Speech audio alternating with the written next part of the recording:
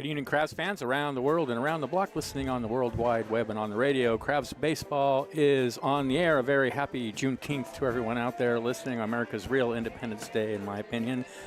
And as the Crabs are home for the beginning of a 3-game series with the Stockton Pearls, Crabs losing 2 out of 3 on the road trip, looking to get back on track here at home.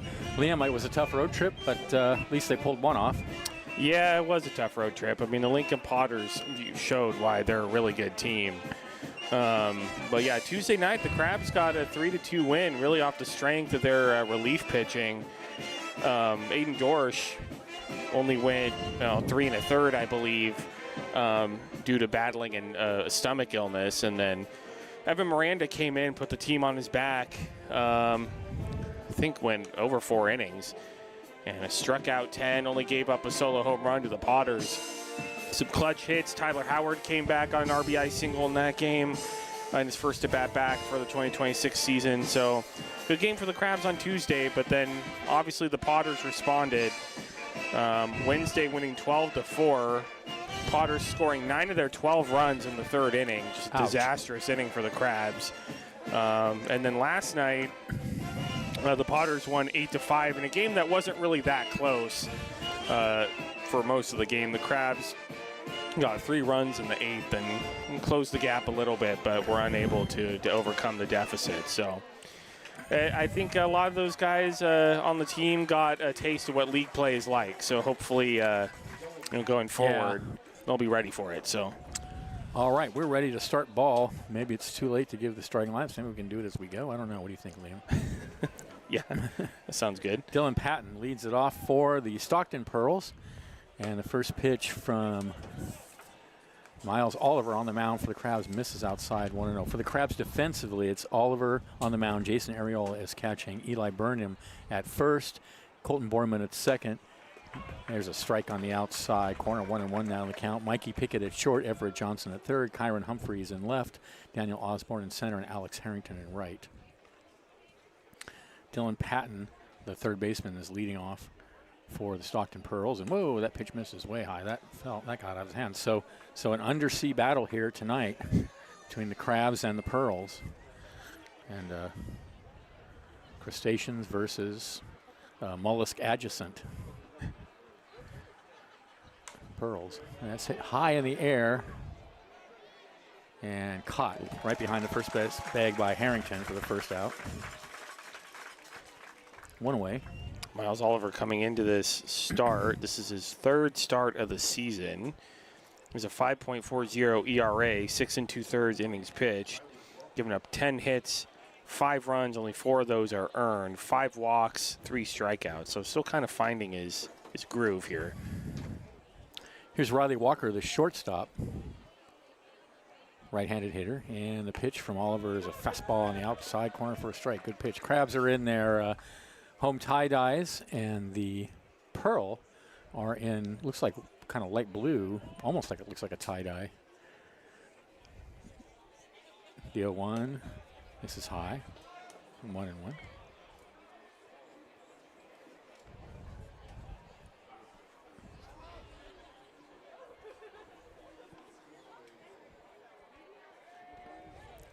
1-1, that's popped in the air on the right side. Going out to get it is Boardman, but coming in is Harrington, and that's the second out of the inning. Yeah, the Stockton Pearl look to have like leaf prints on their jerseys. That's what it looks like, yeah. Yeah.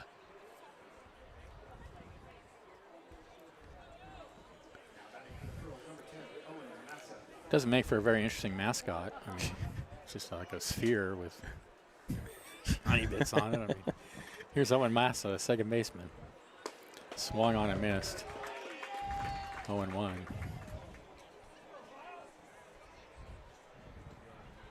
There was a team for many years that played here from Oakland, the Neptune Pearls. I remember them. 0-1, right down the middle, 0-2. In fact, when I was a kid, I saw the Crabs play at the Neptune Beach Pearl in Oakland? I think it was like Alameda. It's Alameda, right. Yeah. The 0-2, grounded back to the pitcher. Nice play by Oliver to backhand and make the catch, make the throw to first for out number 3. Pearls go in order in the first. Crabs are coming up. This is exciting Crabs baseball, 107.3 FM.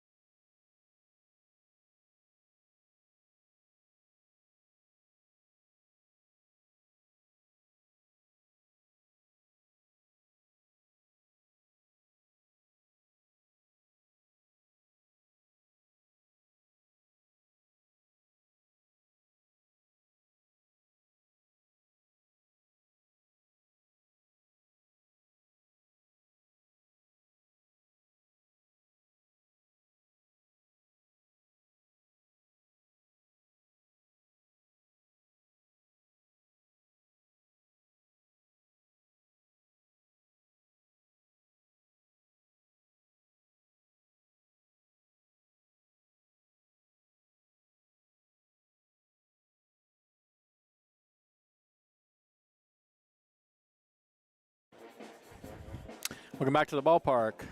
For the Crabs, Mikey Pickett, Colton Boardman, and Kavana Soros to bat against Dustin Hoekstra for the Pearl. It's Hoekstra on the mound. Zach Sanchez is catching. Jeremy Krause at first.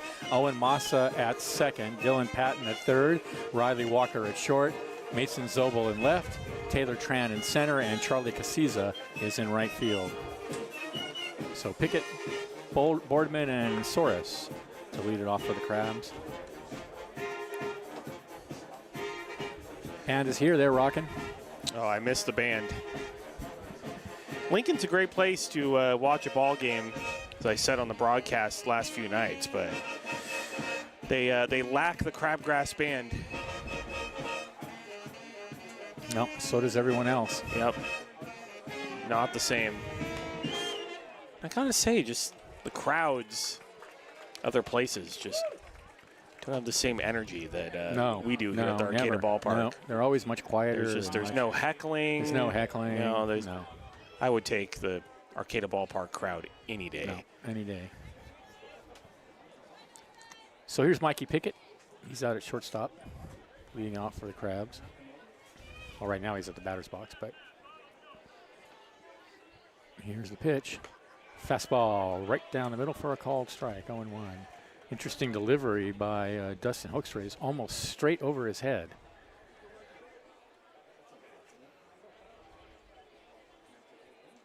The 0-1. There it is again. It looks like he's pulling a window shade down. He just. Yeah. 0-2. Good pitch. So Mikey Pickett coming in batting .500. He's 8 for 16. Oh, that explains why he's batting leadoff, right? Next pitch is hit in right center field. That is gonna be caught by the right fielder, Casiza. It hung up just long enough for Casiza to get over there.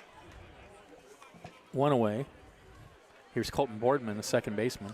Number 7, Colton Boardman.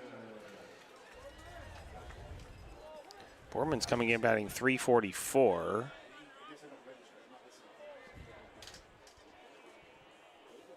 Six RBIs, 425 on base percentage. First pitch misses low and outside.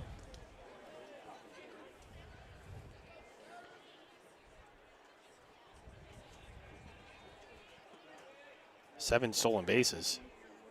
Tied for the 1-0. team lead. Misses inside.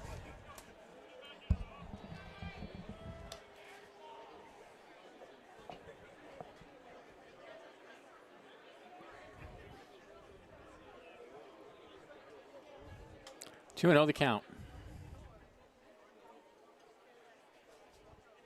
And that fastball just missed high. 3-0. That was a close pitch. That was a good take by Boardman. Yep, close. 3-0. And there's a called strike right down the middle. Boardman was taking all the way.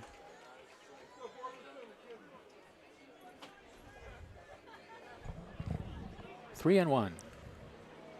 I see that they have new sweatshirts at the concession stand. 3-2 is high. Boardman takes the walk. They just have Krusty on them. It says Crabs. I don't think I've seen those yet. I think they're new. I think I want one. I like the Krusty logo.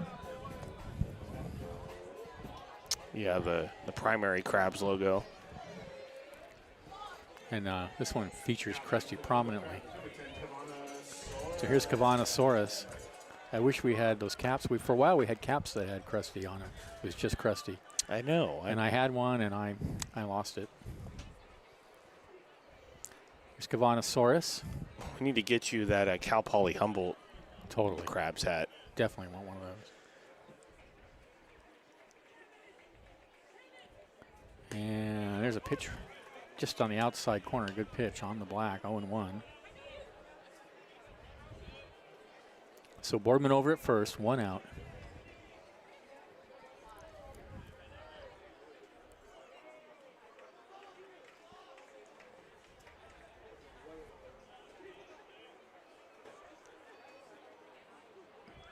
Toss to first.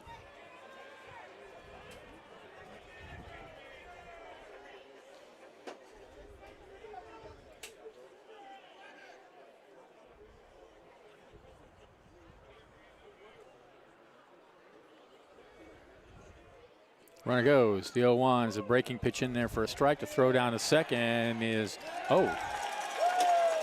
safe, huh? Okay.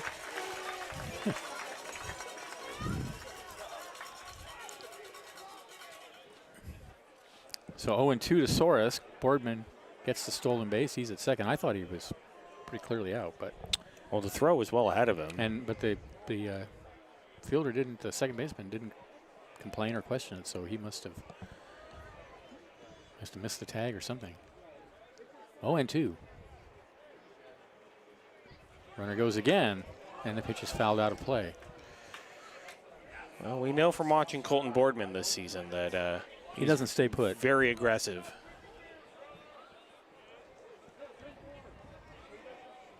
Gets restless out there.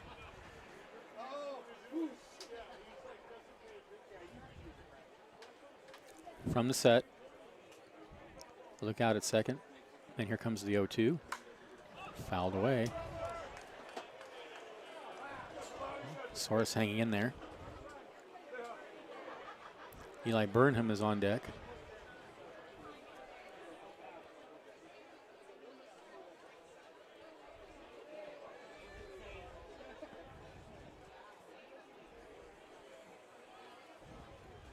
The 0-2. Ooh. Breaking pitch just missed high. That's that 12-6 curveball he's got.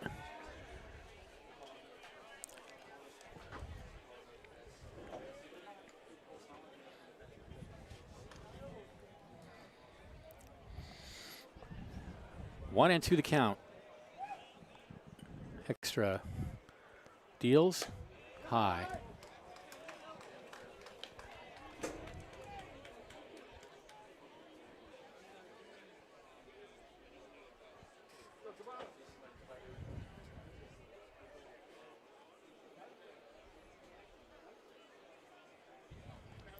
Two and two. Did you vote in the All-Star game yet, Liam? I have not. I need to do that. 2-2 out of play. What was your ballot looking like? I voted twice. I voted mostly A's unless it was obvious, you know. I definitely voted for Langoliers. Yeah, that's right. And Kurtz and Soderstrom. The A's have some dudes on their They team. absolutely do. The A's are putting together some runs. They can't pitch. At least they're that's too strong. Yeah, their pitching is iffy. Called strike 3 on the inside corner, 2 away. Some nights they get great pitching, other nights it's not very good at all. I watched them blow a 4-run lead the other night against Pittsburgh. Yeah, their offense is their highlight. But I mean, they put tons of runs on the board. I have to believe part of it's that ballpark, but. Oh yeah, Sutter Health Park in West Sacramento is hitter friendly to say the least. Yeah. So here's Eli Burnham with Boardman out at second. Boardman takes off for third. The throw down is on the wrong side of the bag, and he's got it stolen. But they are scoring runs on the road too. It's not so, Yeah, but still, they but got not guys like, who can hit. Yeah, I mean, there's no doubt the that heart of that lineup is very powerful. Plus, they got Carlos Shea Gomez. Langoliers and Nick Kurtz. I'm gonna get me a Langoliers jersey. Those guys can hit. Maybe I'll shop for that while you're you're part of the game. Oh, Do I have to do the middle innings? I got home at 4 a.m., Benjamin. Here's I the don't know. 1-0. I don't care. I'm happy to do them. Inside, 2-0. I got you. I'm functioning just enough to be able to do it. It's not like we have to be accurate or anything. No. Well, I'm not accurate most of the time anyway. 2-0 the count. Grounded foul. Hoke used to always say, if you bring your radio to the ballpark, you get 2 games, the one on the field and the one that we call. Yeah, you get Benjamin's game on his phone if the game gets bad enough here.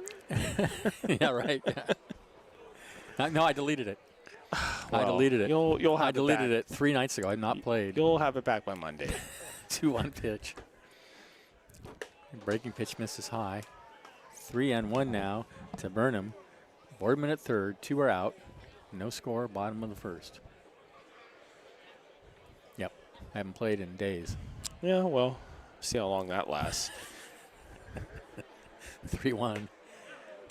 This is high. Ball 4. So Burnham draws a walk. And next up is Everett Johnson, the third baseman. Runners on the corners now for the Crabs. For the crowd, number 38, Everett Johnson.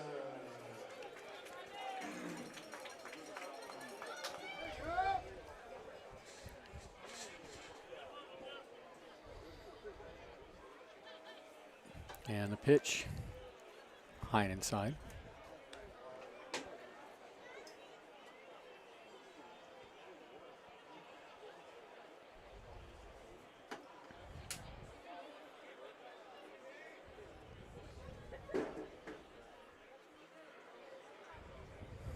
The 1-0. Breaking pitch on the outside corner. Good pitch. 1-1. Dustin Hextra has mixed in some really good pitches with a little bit of wildness. He's got runners on the corners with 2 outs. The 1-1 to Johnson. And that breaking pitch. That looks like a hard curve or something he's throwing. Just tips right into the strike zone to make the count 1-2. Do we know who the umpires are today, Liam? It is Stephen Young behind home plate, Zach Norton at first, Aaron Lee at third. Pretty good.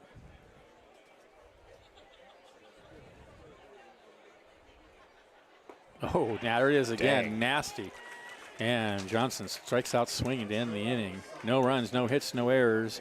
2 left, and at the end of 1, we're tied at 0. This is exciting Crabs baseball, 107.3 FM.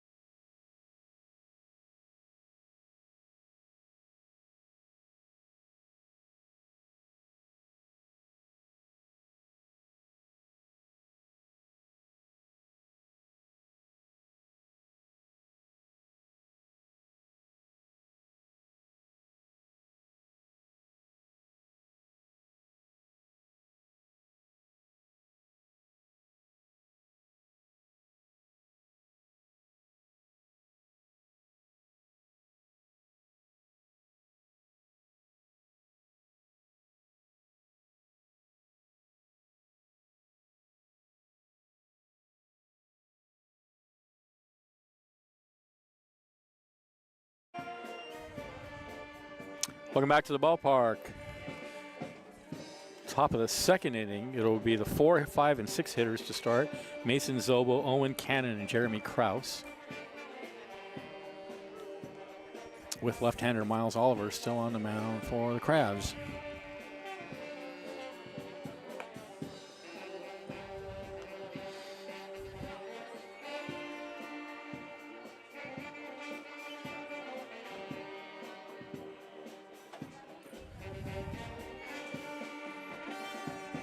I mean, those uniforms, it's a nice color, but they look like they're wearing wallpaper. It does look exactly like wallpaper. I mean, you know, That's, yeah, it's pretty accurate. I like the color of the great. uniforms, yeah. Mason Zobel to lead it off. He takes a fastball away. 1-0.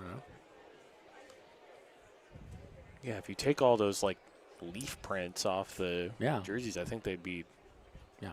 really good. But The 1-0. Ooh, Ooh. high and deep to left field. I don't think that's coming back. Off the wall. On his way to second is Zobel. That hit high off the wall. He's going to hold at second. That was mashed. So stand-up double to lead off the second inning for the Pearl. 96 off the bat. Now batting for the Stockton Pearls, number 11, Owen Cannon. Now these are the Pearls plural. The Neptune team, the Neptune were the Pearl. Okay, I think that's why we were calling the Stockton Pearl the Pearl, because we Yeah, it's the because of Pearls. Neptune Beach. Yeah, but Neptune was the Pearl. Singular. I wonder if these, like, you know, leaf prints on their jerseys represent something in Stockton. I don't know what's like native to the Stockton Interior area. design store. Mrs. Lowen outside, 1-0. First pitch to Owen Cannon, the DH.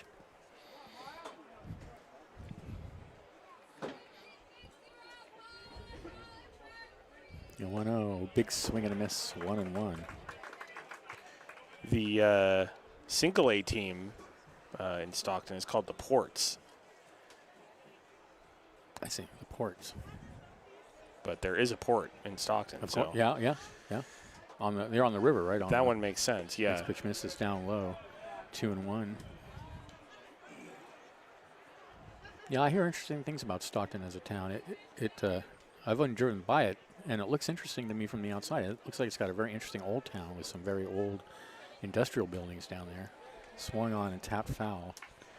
2-2. I've been to Stockton a few times for sporting events. They have an arena there that used to have a minor league hockey team, the Stockton Heat.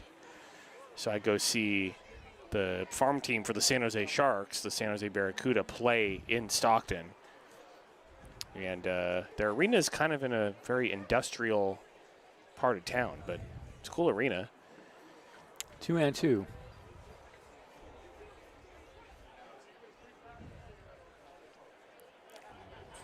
A lot of people living in Stockton nowadays who commute to the Bay. 2-2 pitch. Tapped over towards second base. Over to get it is Boardman. Underhand toss to first. Nicely done on the play. Zobel moves to third, so one away.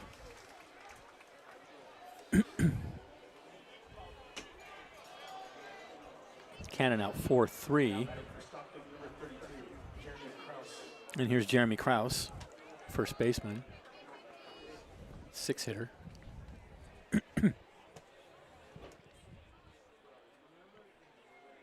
Crabs are going to bring the infield in the top of the second. Huh. Interesting.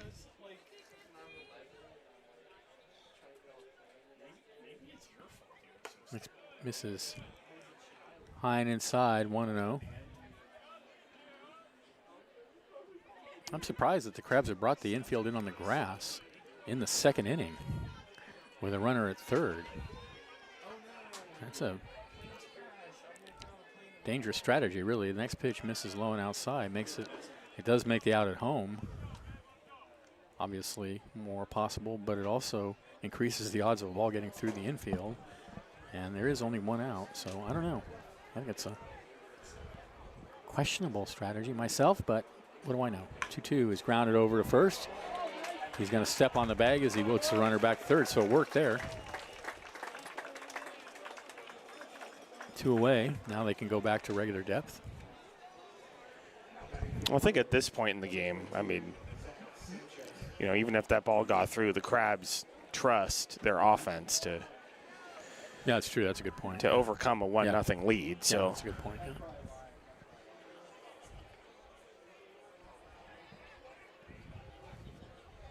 So here's Zach Sanchez, the catcher. Got a runner at third, 2 away. And the pitch. Ooh, check swing on a pitch under the hand. Good pitch. 0-1.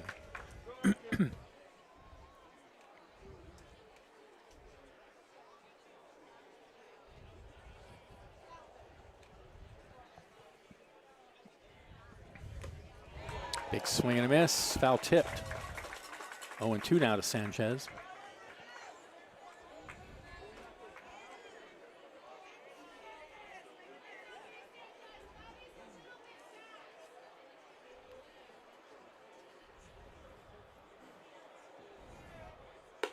2 rides high and outside.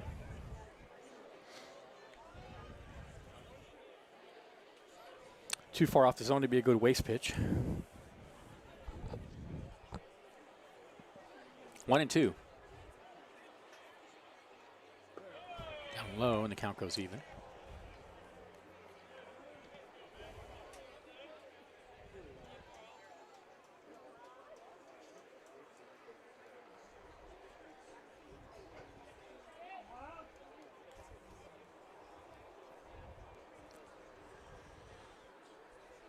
Two balls, 2 strikes. Called strike 3. Happy trails. Inning over. No runs, a hit, no errors. A runner left at third. And after an inning and a half, we're still tied at 0. This is exciting Crabs baseball. 107.3 FM.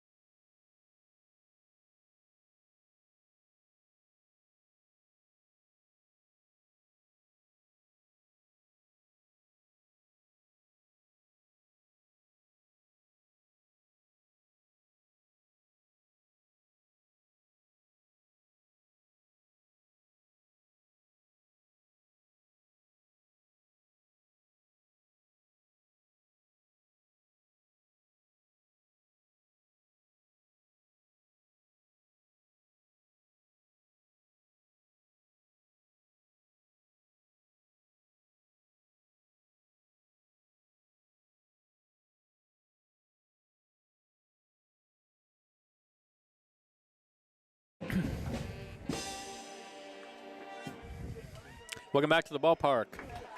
Bottom of the second inning will be Daniel Osborne, Jason Areola, and Kyron Humphreys. The 6, 7, and 8 batters for the Crabs. Oh boy, they're going to have animals up for adoption tomorrow at the ballpark. Yeah, that's right. Oh, that's very exciting. Humane Society That's very exciting. coming tomorrow. Benjamin's going to come home from that game with 2 dogs, 3 cats. Maybe a goat. I saw a nice goat today. Rio Dell. He did try to headbutt me, but.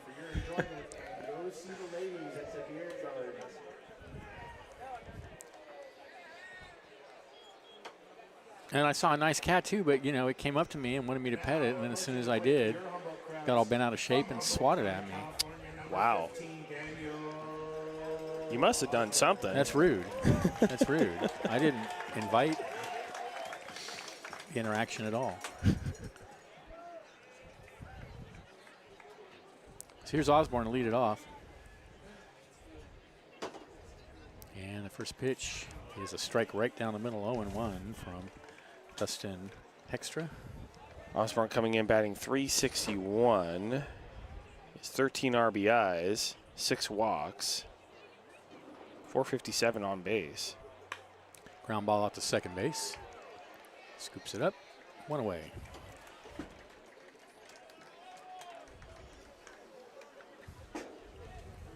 Here's Jason Areola. Let's give it up for the Bat Kid.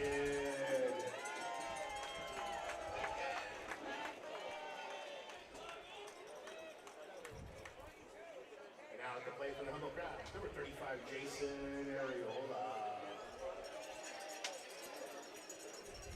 Areola 0 for 1. Sorry, excuse me. Areola, first baseman. No, catcher. What am I doing? Bunts it down towards third, picked up barehanded by the first baseman. It hits him in the back. And I think that counts as a hit. Great bunt by Areola. So with 1 out, Areola over at first. Here's Kyron Humphreys. Kyron Humphreys.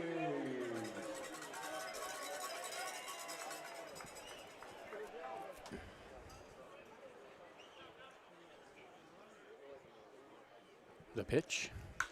Lined into left field, but right at, more or less, the left fielder is Zobel. 2 away.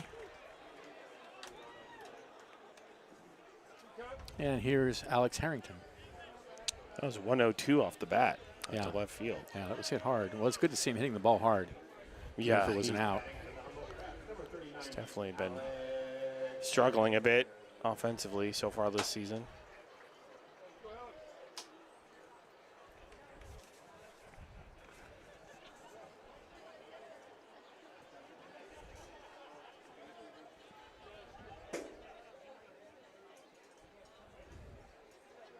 Harrington, there's a breaking pitch in there for a strike, 0-1.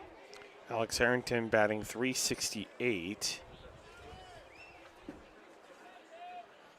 .435 on base percentage, 7 RBIs. And the pitch fouled up against the screen. Great numbers. Yeah, he's a highly touted prospect, committed to Stanford, so high hopes for this guy, and he's been delivering. Lights are on. A gloomy, overcast day in Arcata all Perfect day weather long. for you today, Benjamin. Oh, my. Jeez. I just wanted to sleep in all day. Next pitch. Grounded over wide of third. I was thinking, man, I bet Benjamin Miserable. is just enjoying this overcast, kind of Miserable. rainy in parts of Humboldt County today. Yeah. There was Some a little bit of rain in thunderstorms, I Eureka. heard. Yeah. Thunderstorms. Great. 0-2.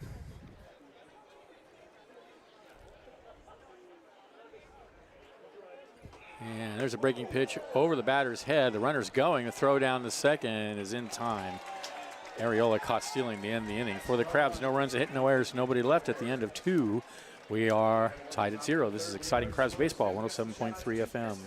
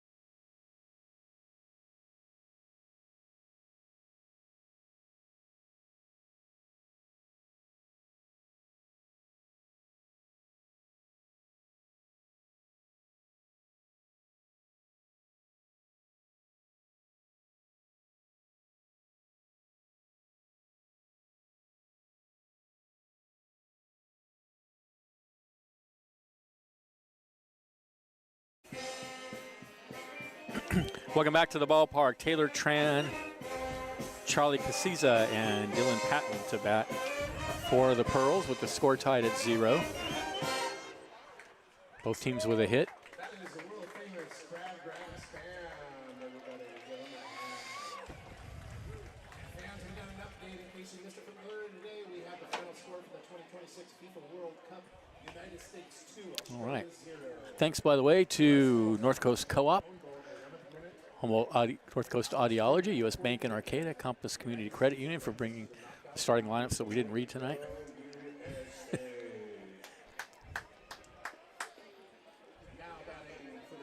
So here's Taylor Tran, the center fielder.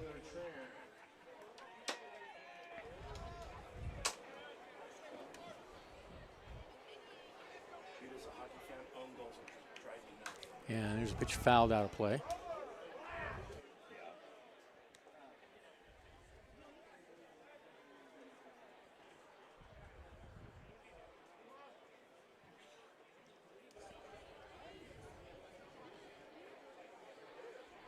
The 0-1. Right down the middle for a strike.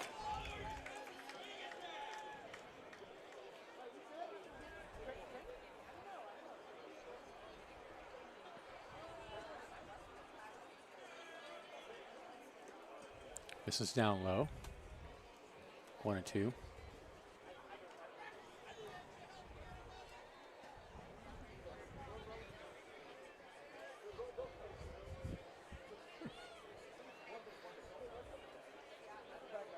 The 1-2 swung on and missed. Great fastball. Tran's gone. Second strikeout for Oliver. 1 away. Here's the 9-hitter, Charlie Casiza, the right fielder.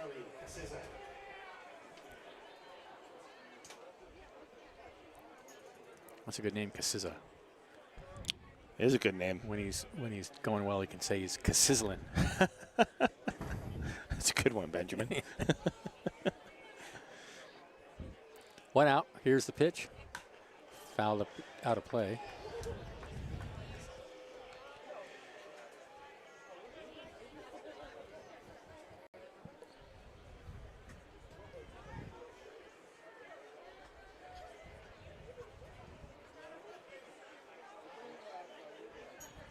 Yeah, 1. Fouled again, this time into the right field picnic area.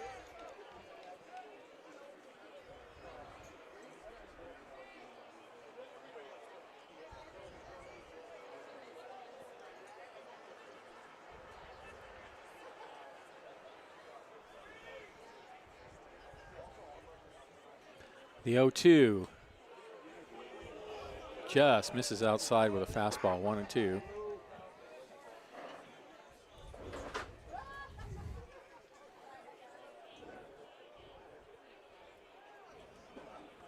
The 1-2 fastball rides high, 2-2.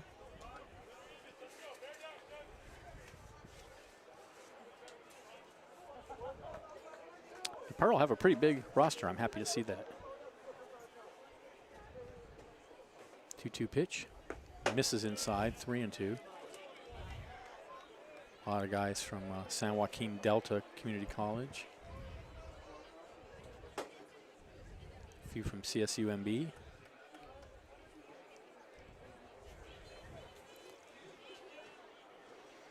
Three-two. High bounder out towards short. And nice play by Walker. Excuse me, by Pickett. 2 away.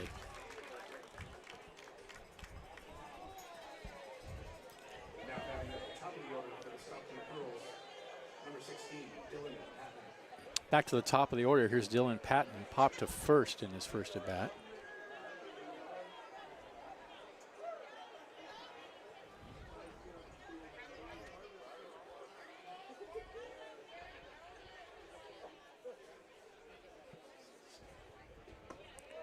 Fastball misses inside.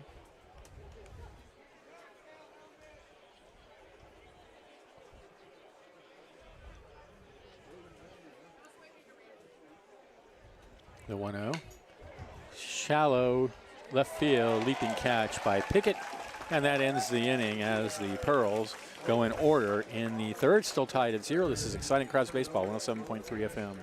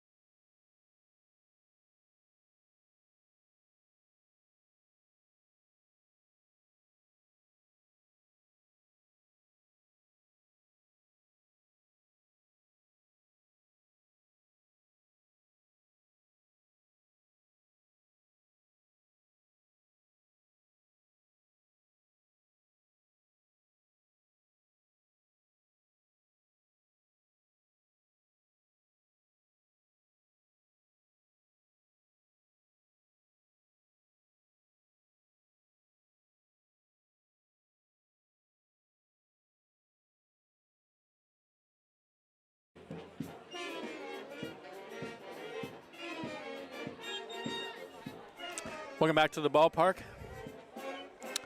Bottom of the third, it'll be Harrington, the 9-hitter, then Pickett and Boardman for the Crabs. Tied at 0.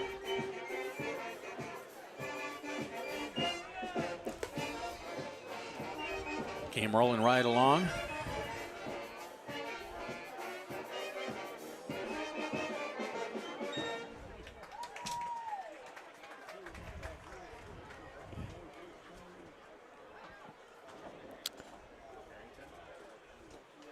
So Harrington was at bat last inning when Areola got caught stealing, so he'll get another chance here in the bottom of the third.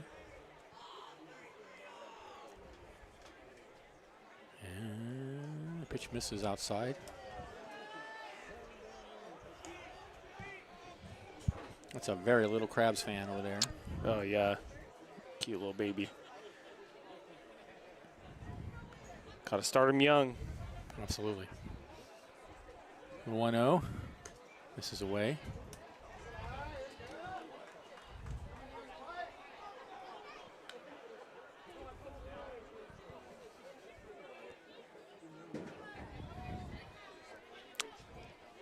(3-0), I guess. Is that right? Yeah, I thought it was 2-0. I have 2-0. Yeah, 2-0 is the count. And that's a lashed foul. 2-1.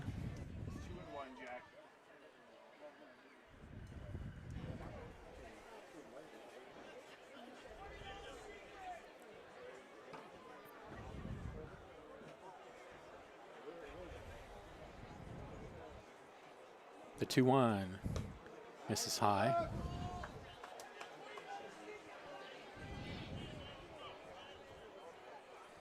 Two balls, two strikes to Alex Harrington. No wind at all. And that's ball 4. So Harrington takes a walk. I guess we were both wrong. I guess it was 3-1 at one point. Now batting at the top of the order, number 13, Mike Pickett. So here's Mikey Pickett.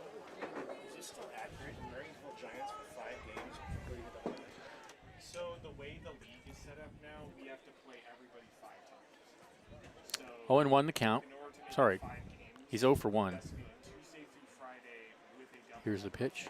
Whoa, and he throws the bat as he swung at that pitch and missed. Now it's 0-1.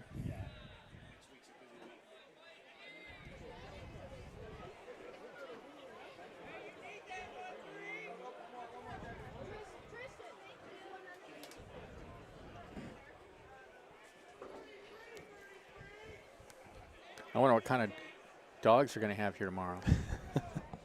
Cute ones, I'm sure. Well, yeah, that's like redundant almost. Yeah, it's always cool in the humane societies here. I really wanted one. There was one here last year that was really cute. I don't know what Daisy would be. She seems to get along with the dogs she knows. 0-1 the count.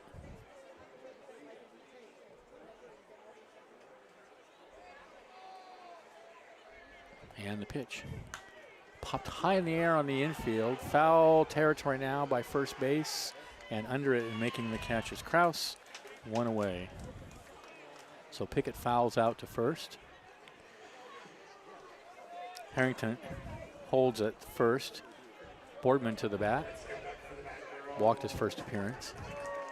Well, the issue is my dog's a princess, and she would not like sharing No, they don't want to share. Well, that's sharing attention with another dog, so I think that's out of the question for me.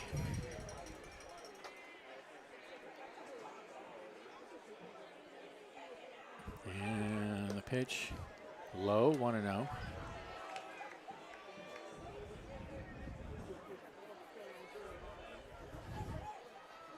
I don't know. I've never really had my own dog. I like dogs, but I more or less prefer the company of cats. Never really had my own dog. Well, I have both, so. I do like dogs quite a lot. The 1-0. It's a strike on the inside corner. Yeah. Best of both worlds. That's right.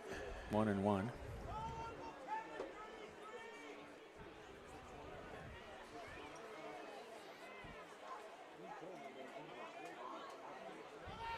The 1-1, swing and a miss. 1-2.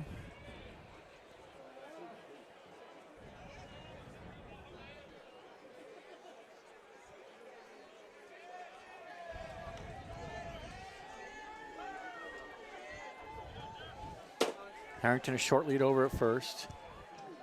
Extra sets and deals, and it bounces in front of the catcher, and Harrington thought about taking off for second, but instead dashes back to first.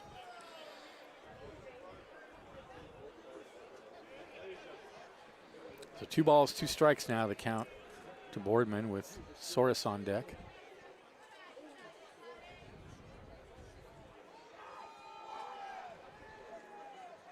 And there's a swing and a miss. 1-2, third strikeout for Hextra. 2 away. And here's Soros. He struck out looking his first at bat. Now Man, Hoekstra is nasty out there. Yeah, he's nasty. Yeah. I mean, like you said, he's really mixing his pitches really well. And that curve, whatever that 12-6 curve he throws is really been hard on the Crabs. So here's Soros. Runner takes off. Nope, he didn't go. Halfway. Pitch is low. Well, the Crabs had a really late night / early morning last night, but I think even if they didn't, they'd still be having a hard time here. Well, I don't think they've seen a pitch like that. I mean, I haven't seen a pitch like that this season or in any season so far. That's hit high and deep to center field, but playable under it. And making the catch is Tran, and that ends the inning for the Crabs. No runs, no hits, no errors, a runner left. And at the end of 3, we're still tied at 0. Stay tuned. Liam will be along to bring you the middle innings. This is exciting Crabs baseball, 107.3 FM.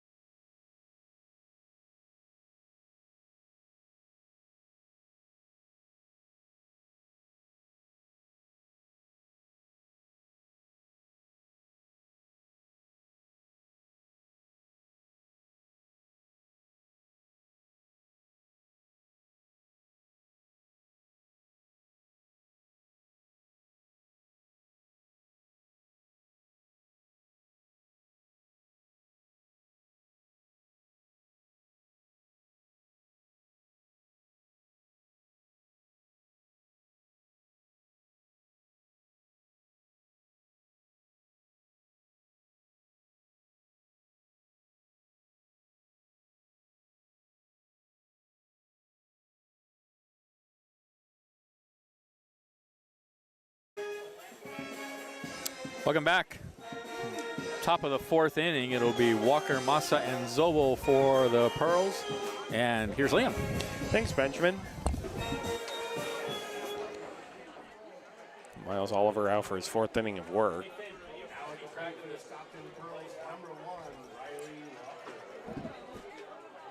And Riley Walker stepping in here.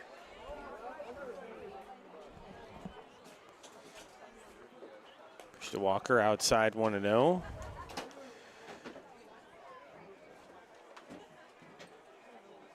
And I am now joined by Finn Warner, my brother and College of the Redwoods outfielder. 1-0.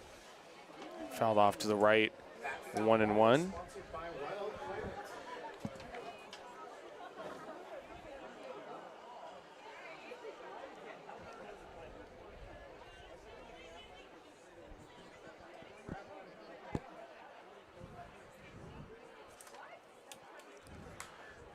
Fouled off to the right, and it's 1-2. Finn, I was in Lincoln doing Crabs games in Lincoln, but you were in Reading to watch the Colt 45s, and one of your teammates on, or a couple of your teammates on CR. 3 of them. 1-2 is fouled off at the plate, still 1-2. Got to see 2 of them play. Colt 45s, who used to be a longtime opponent of the Crabs, but haven't played them in a while because they don't travel. Every game is at home at 7:15. 1-2 is a high fly ball to left. Humphreys going back at the wall. It's off the very top of the wall, and it bounces away from Humphreys. Humphreys gets to it, and cruising into second with a double will be Riley Walker.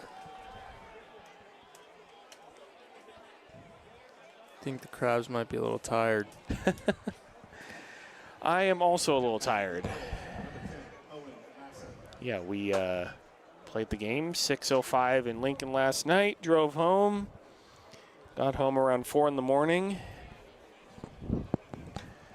As Massa steps in, and he pops it up, shallow left field, third baseman going out and making an awkward bobbling catch is Everett Johnson. Wow.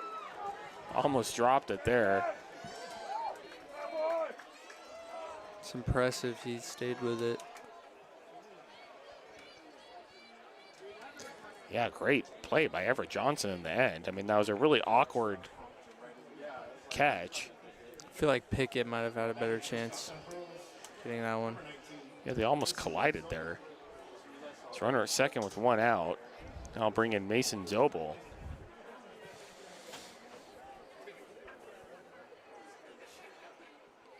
Zobel swung on and missed 0-1. So yeah, we all got in around 4 in the morning, and you know, these guys are young. I mean, can't really use that as too much of an excuse, but still a bit of a rough turnaround to get in at 4 in the morning and then play a game the next day. 0-1 is in the dirt, 1-1. But summer baseball, I mean, that's how the schedule goes sometimes, so.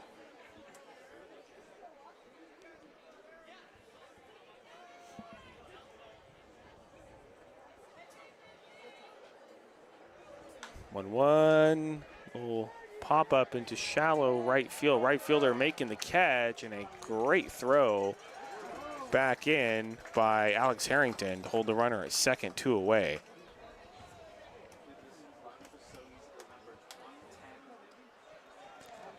And that'll bring in Owen Cannon.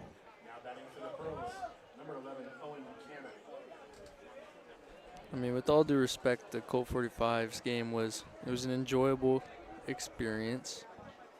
It was chill, but Yeah, what was the final score? 14-13? 14 right? to 13, they won on a walk-off walk with bases loaded, and former Crab Nico Taylor was pinch running and scored. First pitch, Cannon outside. The game-winning I run. want to know. Yeah, for those wondering where Nico Taylor went, I was told by Jeff Jackman he was traded to the Colt 45s. I don't know what we got in return, but 1-0 is fouled off his hands to the right. It's 1-1. You know, I'm just gonna say it here. I think that's just them trying to find a nicer term for him getting cut. Yeah. But you know, I'm not. Well, I mean, who am I to say? Jacko recruited a lot of guys, and you know, sometimes people get lost in the shuffle. Pitches outside 2-1, and I thought it was funny they let him off the last game he played here, and he went 3 for 4, 3 doubles. I know, yeah, he was on fire. But if you can get more consistent playing time with the Colt 45s, I mean, that's good for him. 2-1, ground ball to the left side, picked up by the shortstop. Throw to Furhurston, diving for the bag is Cannon, but throws in time. That's going to do it. Here in the fourth, we're scoreless as we head to the bottom of the fourth inning. You're listening to Crabs Baseball, ESPN 107.3 FM.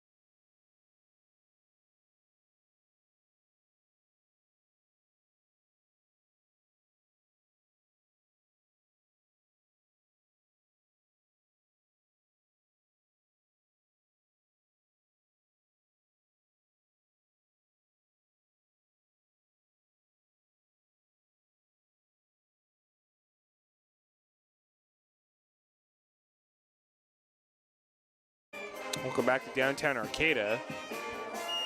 Scoreless here in the bottom of the fourth. New pitcher on the mound for the Stockton Pearl. It is Anderson Vo. Anderson Vo on the mound for the Pearls.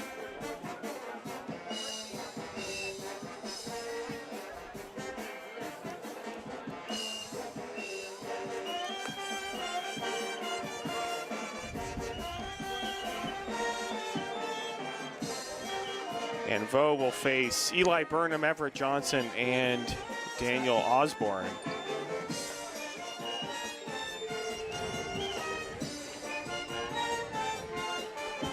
Oh, it is so nice to hear the sounds of the world-famous Crabgrass Band.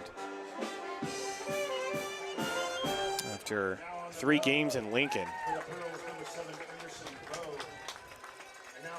Like I was saying with Benjamin earlier, the Lincoln, great place to watch a ball game, good family entertainment there, but Nothing else. the atmosphere just is not the same as here at home.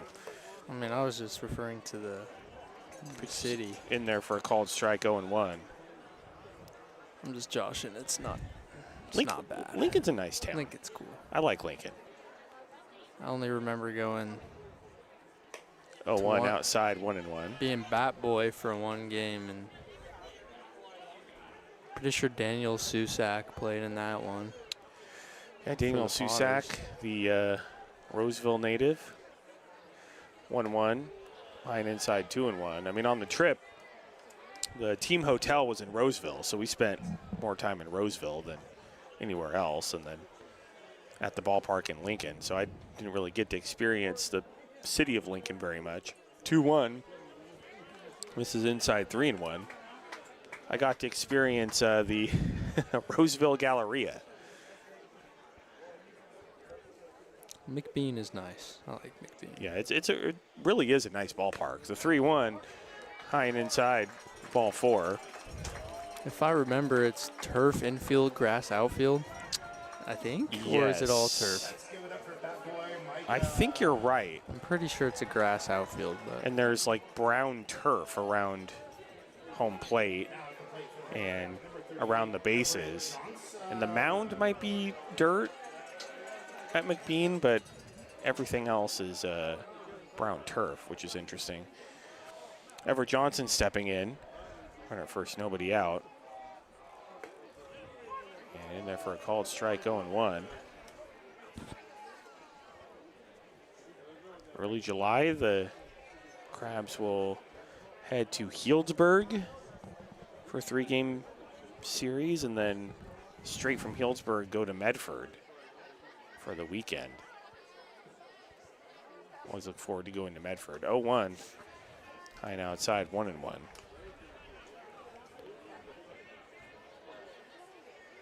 I think the West Coast Kings could surprise some people this year. Yeah, they beat the Prune Packers a couple of nights ago, I believe.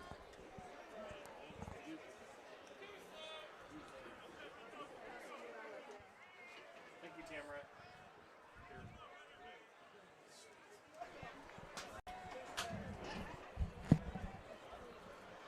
1-1, high and outside, and it's 2-1.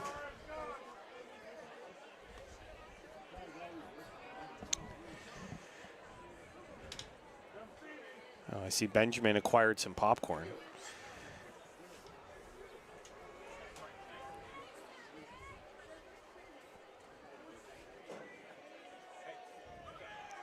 Runner goes, and Everett Johnson gets hit by the pitch.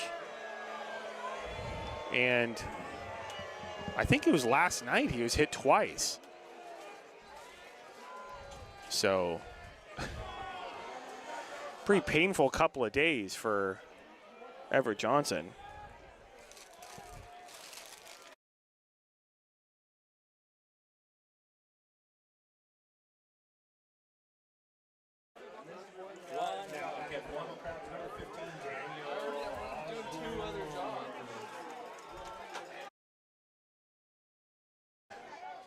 Daniel Osborne stepping in, first and second, nobody out for the Crabs. And he shows bunt, takes up high, 1-0.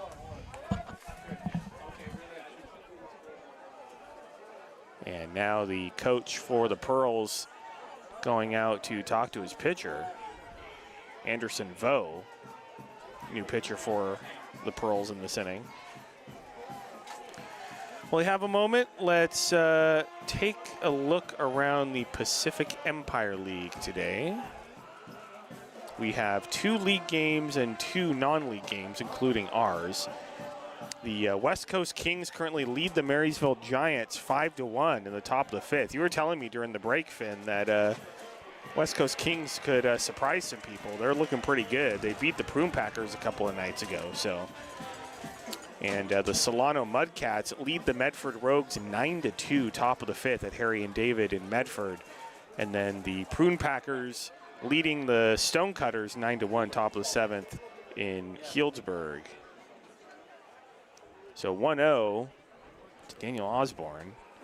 And Vo spins and looks Burnham back to second base.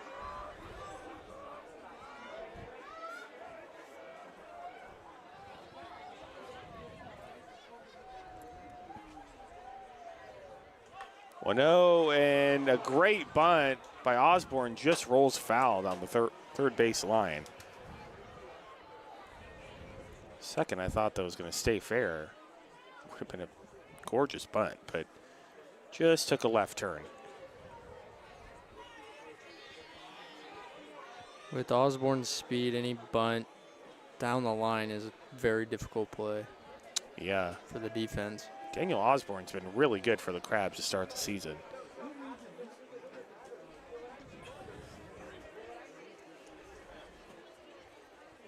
Let's check the crowd scores.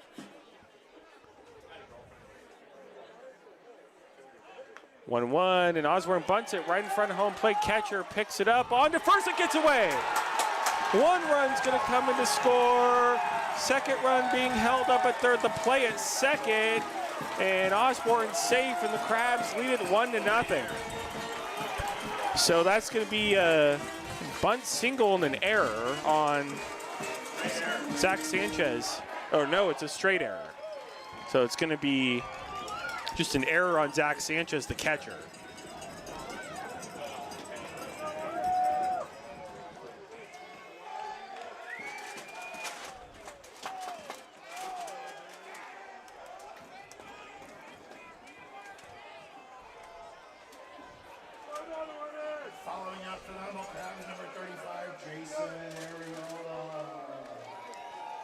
That'll bring in Jason Areola. Second and third, nobody out. Run in, Crabs lead at 1-0. Pitches up high, 1-0.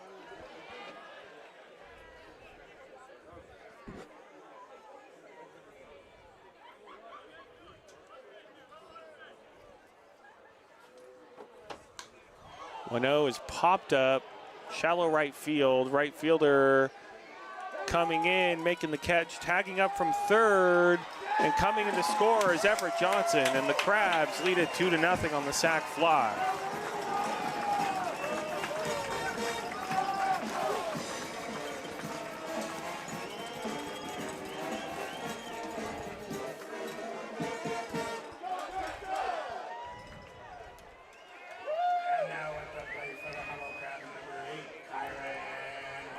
That'll bring in Kyron Humphreys, runner at third, 1 out.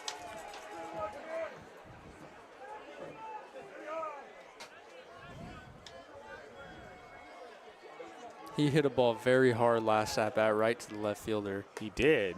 Pretty sure it was 102 off the bat. Line inside 1-0, and Crabs want to see Kyron Humphreys hit the ball hard a little more consistently.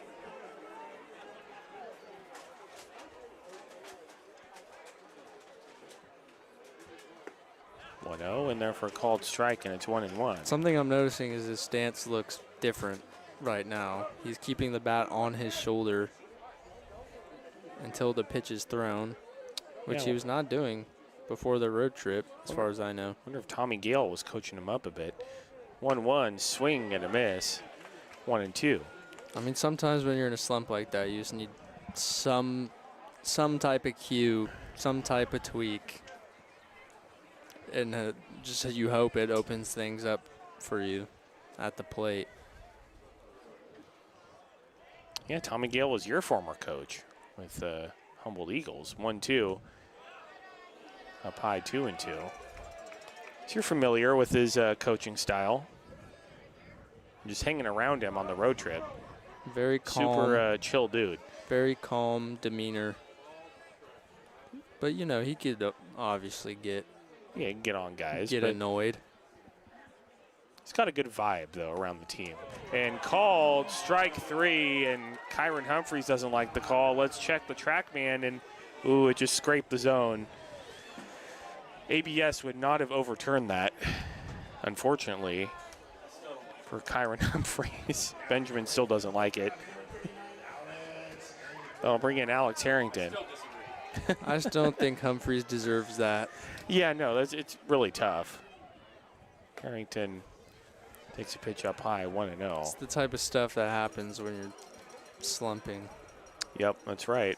When you're in a slump, every count's 0-2, and you get calls against you like that.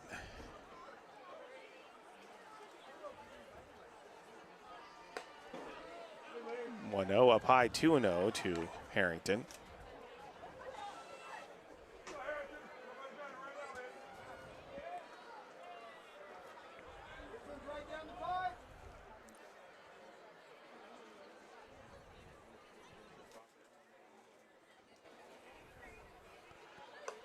Inside 3-0. I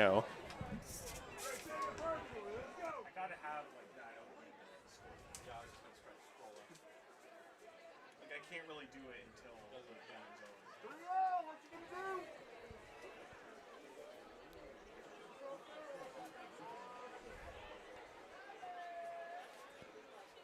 .3-0 inside ball 4. So 4-pitch walk for Alex Harrington.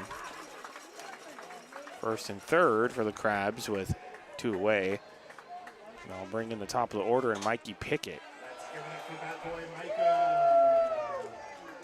And now batting at the top of the order for the Humble Crabs, number 13, Mikey Pickett.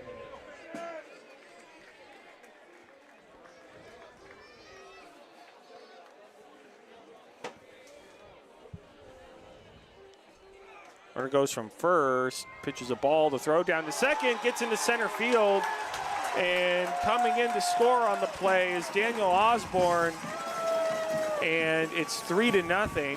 Going to third was Harrington.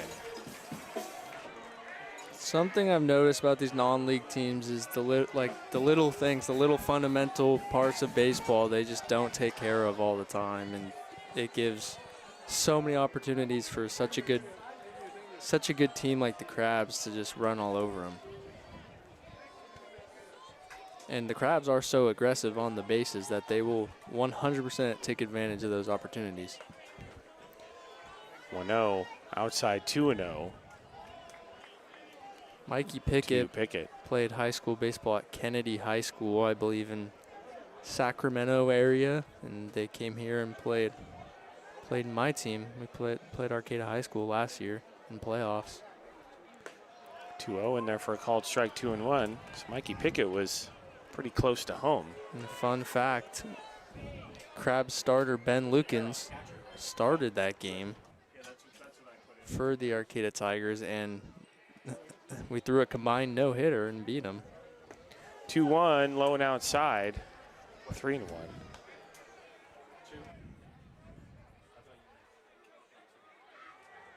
There was only one error on that play. Yeah. So I have 2 total errors. Yeah.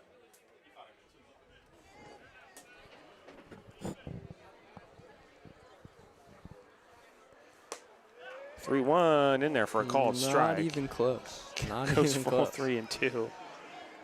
Nope.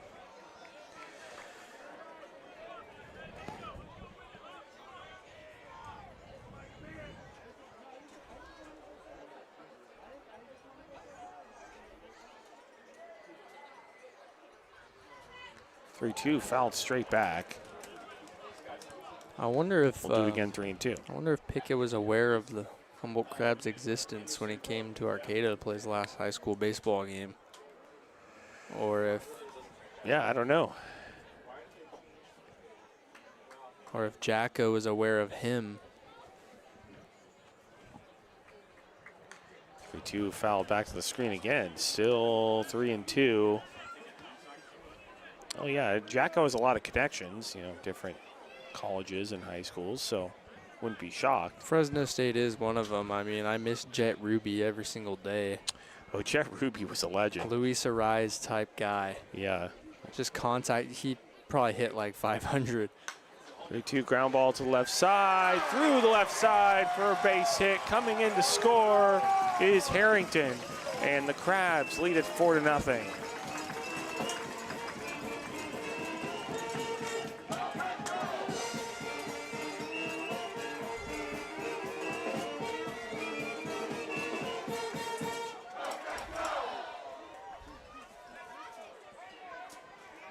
So 4 runs in for the Crabs here in the bottom of the 4th. Runner at first, 2 away. That'll bring in Colton Boardman.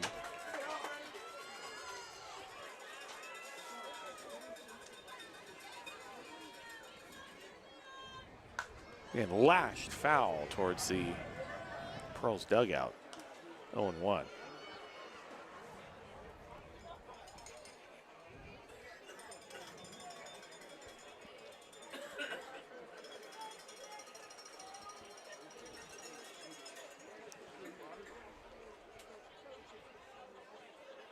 The 1 pitch up high. The throw back to first by the catcher is a bit high to the first baseman.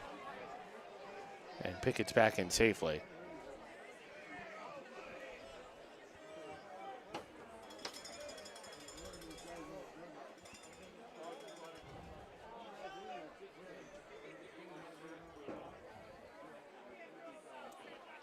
One swing and a miss. Boardman badly fooled by that breaking ball from Anderson Vo. 1-2 way out in front. 68-mile-per-hour pitch.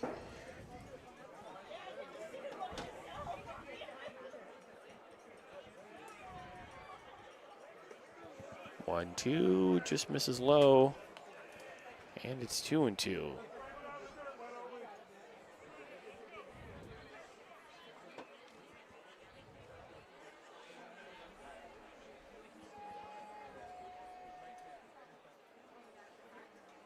Runner goes, the 2-2 pitch is inside and no throw down to second. Stolen base for Mikey Pickett. And a Crab in scoring position with 2 outs. 3-2 count on Colton Boardman.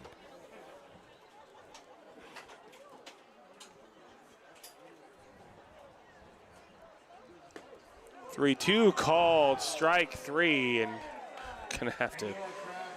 I mean, it was a tiny bit off the plate inside, but I think close enough for it to be called a strike. So that's gonna do it for the Crabs here in the 4th inning. They get 4 runs. Crabs lead 4-0 as we head to the top of the 5th inning. You're listening to Crabs Baseball, ESPN 107.3 FM.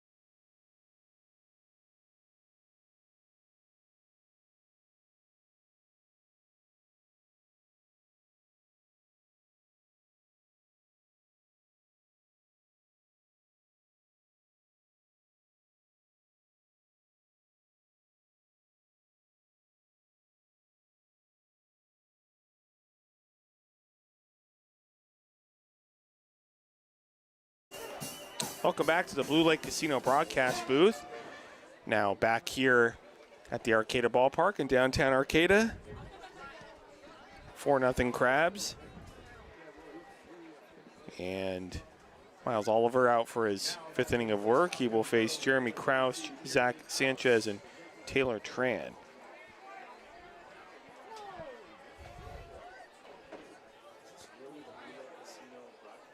And the pitch is outside, 1-0. They sponsor the broadcast on the radio side, so I kind of integrated it that way. 1-0 in there for a called strike, 1-1. It's just for the radio broadcast. It's not actually called that here.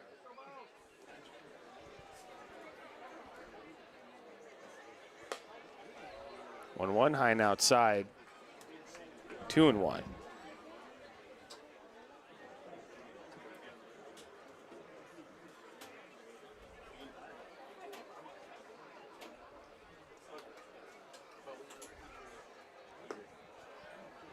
Low and outside, and it's 3-1 to Jeremy Krause.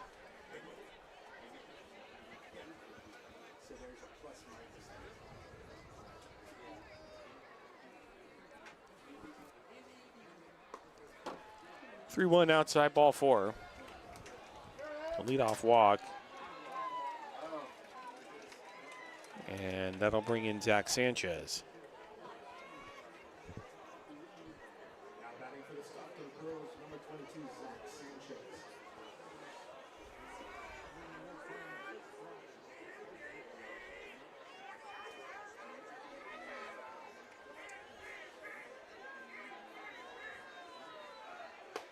Swing and a miss. And it's 0-1.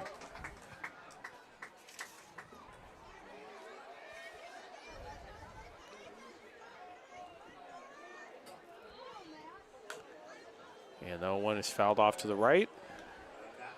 And it's 0-2.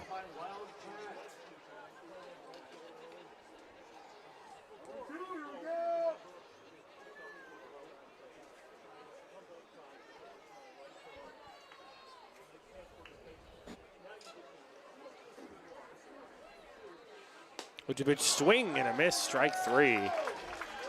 Sanchez down on 3 pitches. 1 away. Great bounce back at bat from Miles Oliver after giving up the walk. So we're our first one out. That'll bring in Taylor Tran.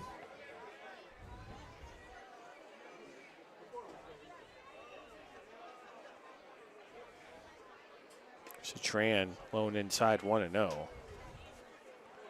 Well, Miles Oliver struggled a bit in his first 2 starts of the season. So far, pretty good night on the mound. 1-0 is popped up down the right field line. Right fielder racing over, now in foul territory, dives and can't make the catch.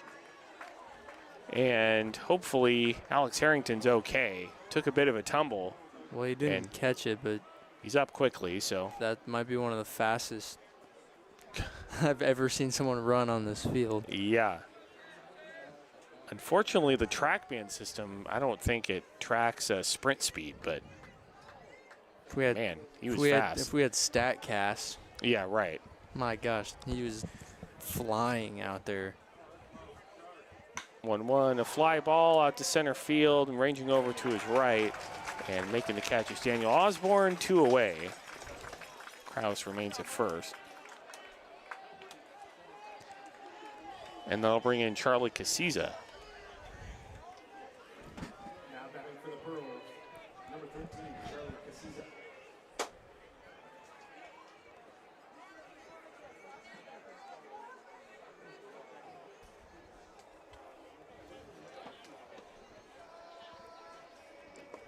First pitch, Casiza in there for a called strike, 0-1.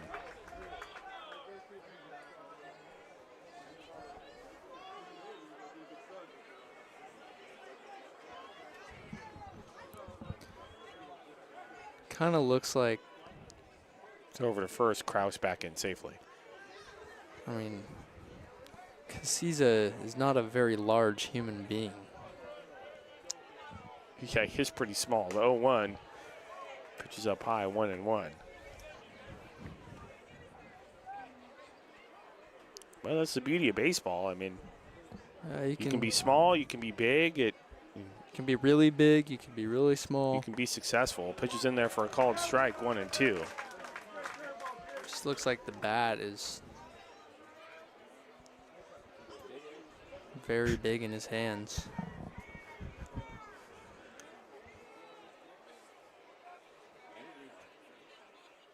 1-2, caught by the Crabs first baseman Eli Burnham. And that's going to do it here in the 5th for the Pearls, 4-0 Crabs. As we head to the bottom of the 5th, you're listening to Crabs Baseball, ESPN 107.3 FM.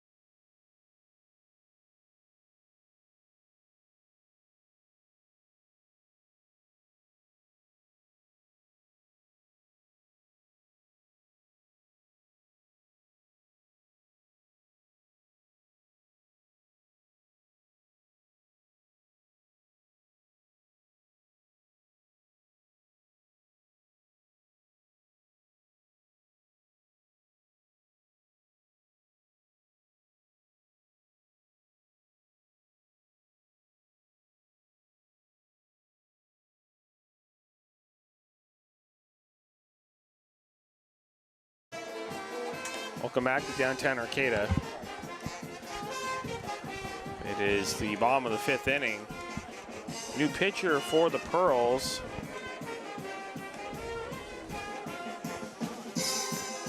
And it is Cameron Ulrich. Cameron Ulrich is on the mound for the Stockton Pearls. Fans, we have an important programming note for next week. It's a busy week for the Crabs. Monday is the only day off. Starting Tuesday, the Marysville Giants come in for a 5-game scan. Yes, you heard that correctly. Kwanasaurus to lead it off. Wednesday, a 5:30 doubleheader. Thursday, 7. Friday, 7. And Crabs host the Lincoln Potters Saturday and Sunday.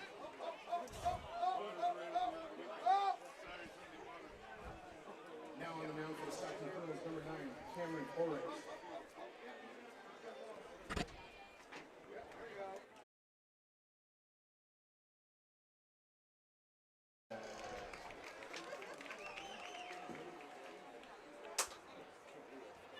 Right, Soares stepping in. Pitches outside 1-0.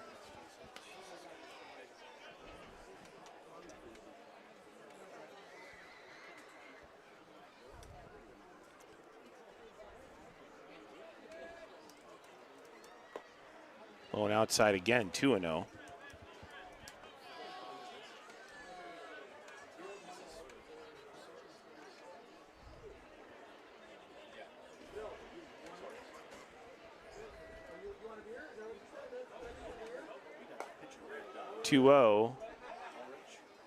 There's a ball, 3-0.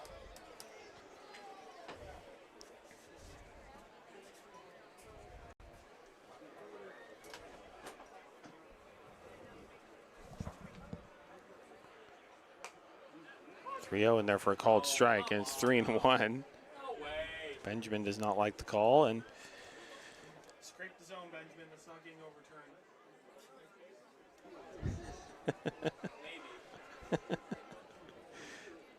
not an ABS overturn there. Unfortunately, fly ball down the right field line. Right fielder racing after it, just falls foul, and the count goes full 3-2.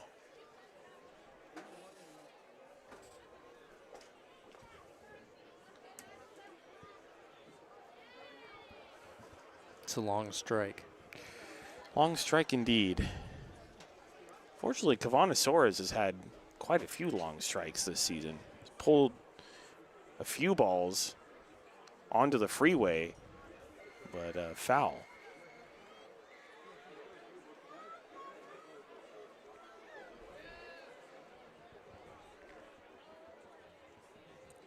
And Ulrich steps off.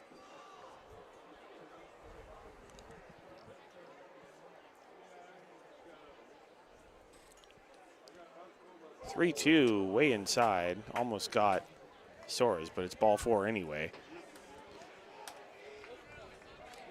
Soares walks. I'll bring in Eli Burnham. Let's give it up for Bat Boy Micah. We got a shout out to Micah from Cops. Keep up the good work. Dad is proud of you. Now batting for the Humble Crabs, number 36, Eli Burnham.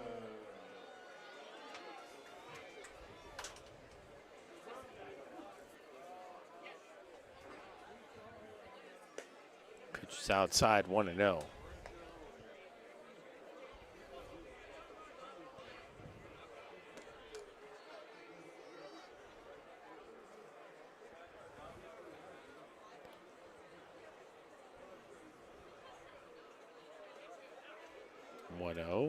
Just misses low, 2-0.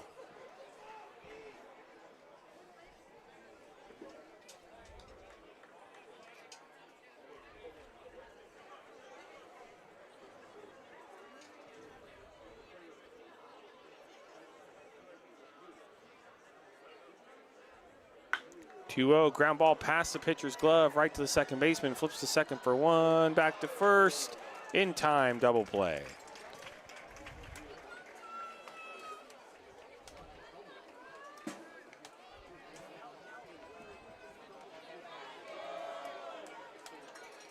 I do like the Pearls uniforms. I do too. But as Benjamin was saying, I think he's right in that they kind of look like wallpaper. I mean, yeah. They'll bring in Ever Johnson, but I love the color. A little bit. I love that baby blue color. I do like the color. I think any baseball jersey with that color is going to look nice. And there for a called strike 0-1.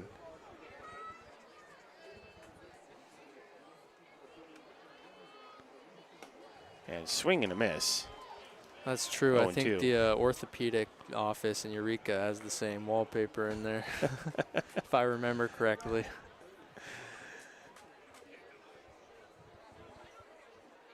0-2, low and outside, 1-2. Yeah, I was saying earlier tonight, I wonder if the leaf prints on there are something that's like native to Stockton or has some sort of connection to Stockton. I doubt 1-2, I low doubt and it. inside, 2-2. I doubt it. Or it's just random. Yeah, I doubt it's a native Stockton plant. Yeah. What plants are native to Stockton? 2-2. I wouldn't know. Pitches outside. Are there plants in Stockton at all? 3-2. I don't remember seeing any.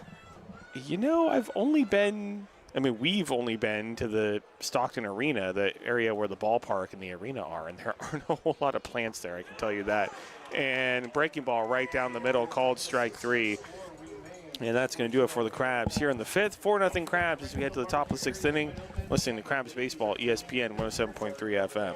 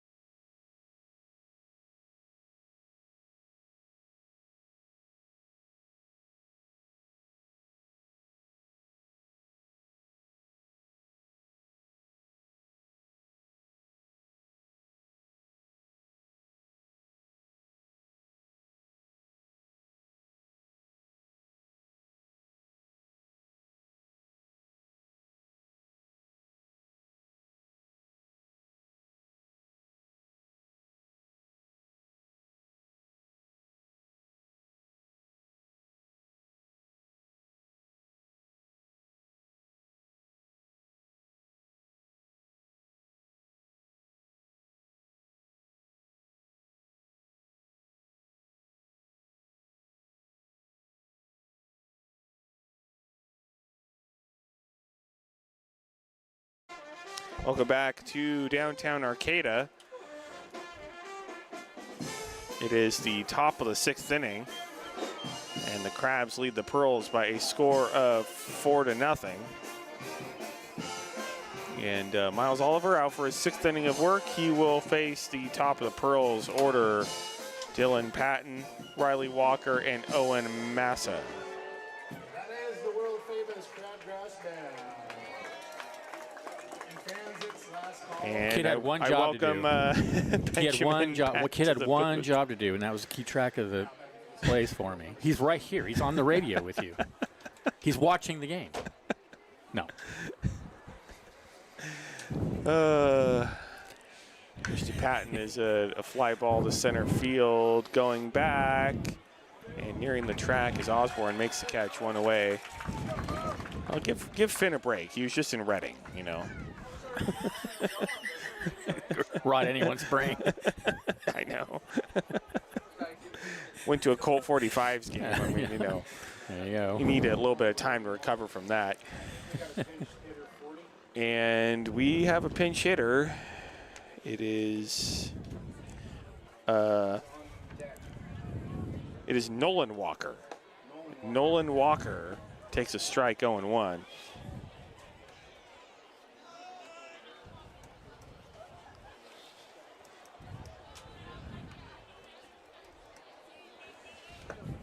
And takes another strike, 0-2.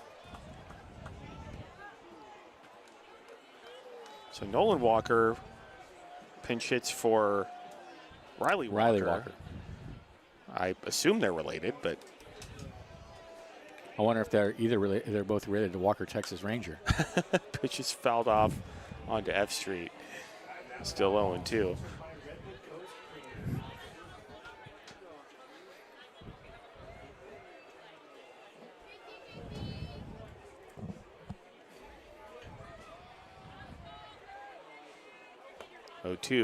High and outside, 1-2.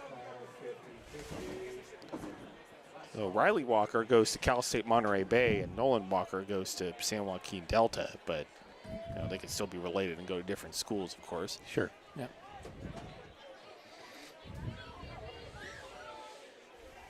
1-2, ground ball to the left side, picked up by Pickett, and on to first, and a great nice pick play by Eli Burnham to complete the out, 2 away. Good job. We've seen some fine plays at first base by Burnham, Areola, and some others over there, where they had to dig balls out of the dirt. Despite the tough series in Lincoln, there were several great defensive plays. Jamie Mullen made a spectacular diving catch at the third base position. I think it was Wednesday night. So Massa steps in. It's a high fly ball to right center field. Osborne going back at the track, makes the catch in front of the wall. And that's going to do it here on the top of 6-4. The Pearls, 4-0 Crabs. We head to the bottom of the 6th inning. You're listening to Crabs Baseball, ESPN 107.3 FM.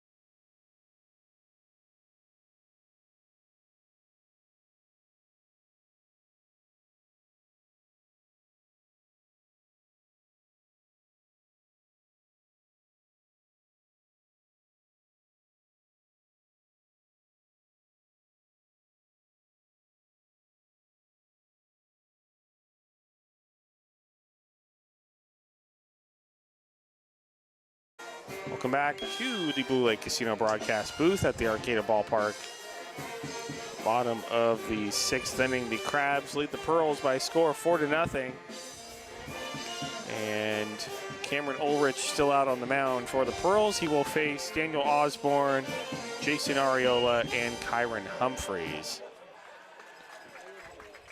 So next week, we have another 6-game week, actually 7-game week. And it's a pretty interesting week of baseball. We'll have the Marysville Giants coming in Tuesday to Friday, including a doubleheader on Wednesday. Wow. Pitches outside 1-0 to Osborne. So as I was explaining on the broadcast in Lincoln, the new schedule for the PEL this year is it's a foul ball down the left field line, 1-1, and sounds like Daniel Osborne's bat is done. Yeah, it didn't sound right. But the new PEL schedule, the schedule's been balanced so that every team plays every other team 5 times. And so in order for the Crabs and the Marysville Giants, the new PEL team this I didn't know season, the Giants were part of they joined this past offseason. In order for them to get 5 games in, it needs to be set up that way. So Tuesday, 7 p.m., Wednesday, 5:30 doubleheader, and then Thursday and Friday at 7. Pitches fouled off 1-2. And then the Lincoln Potters come in next weekend for a Saturday-Sunday series. It's kind of unusual to only play a team Saturday and Sunday, but since the Crabs played in Lincoln 3 times, as it's fouled off again down the third base line, 1-2, that'll make it 5 games between the Crabs and the Potters. So So is that doubleheader a 2 7-inning games? I don't know. I will have to check on that. Because They're just normally when we high have inside doubleheaders, 2-2. that's the deal. They're 7-inning games. I think that was the case last season. So because we don't have time. Really, that's too long a night. Yeah, that's to play 2 9-inning very games. long. I assume it's 7s, but I'll have to double check on that.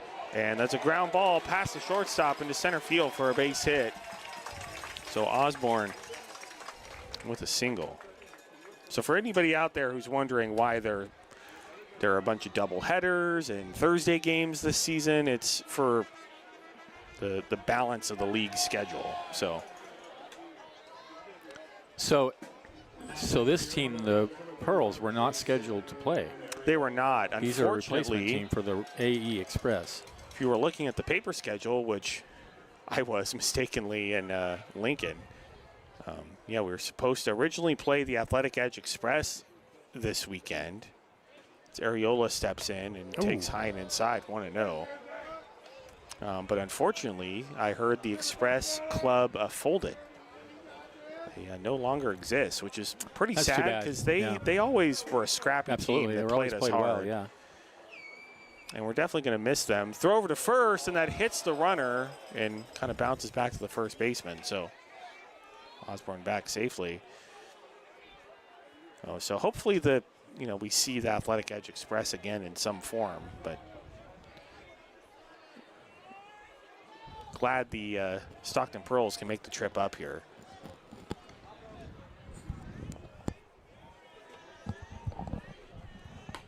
(1-0) outside, 2-0.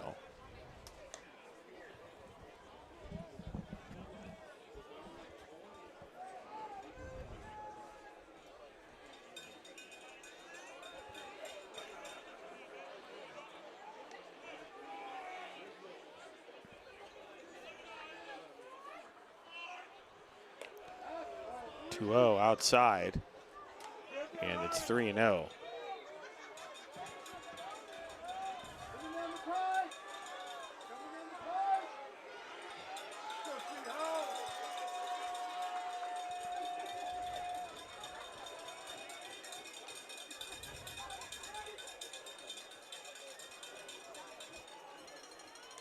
Hine inside, almost hit again. Ball 4. So Osborne to second. First and second, nobody out for the Crabs. I'll bring in Kyron Humphreys, and there's going to be a meeting now out on the mound. And that'll give us a chance to take a look around Major League Baseball tonight. The Giants were in Miami. And the Marlins beat the Giants 4-3.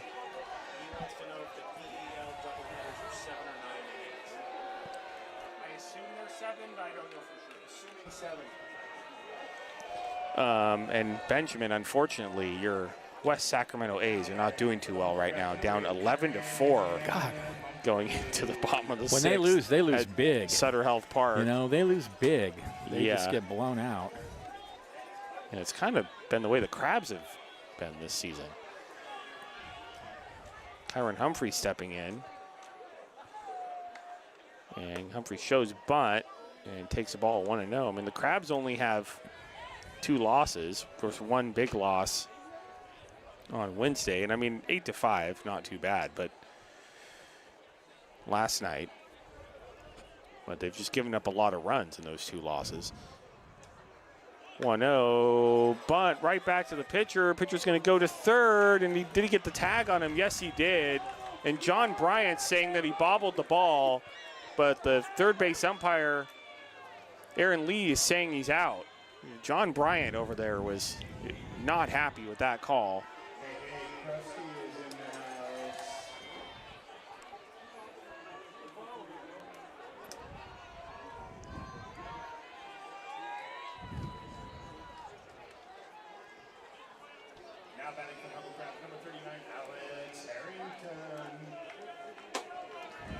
And that'll bring in Alex Harrington. First and second with 1 out. And Harrington shows bunt. In there for a called strike 0-1.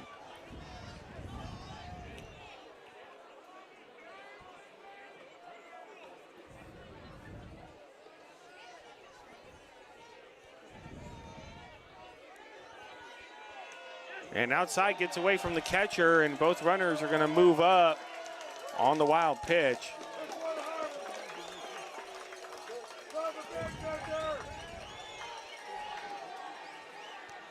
So that'll make it 2nd and 3rd with only 1 out for the Crabs. And a 1-1 count on Alex Harrington.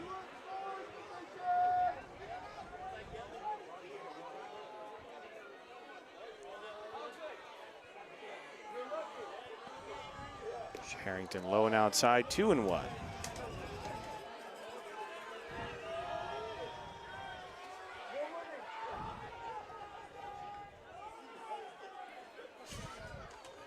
And Krusty's here.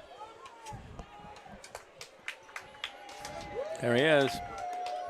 Pitch is low and outside, 3-1. I got to see in Lincoln Potter's mascot Piper, who I think is a peacock. Piper the peacock. Oh, that's cool.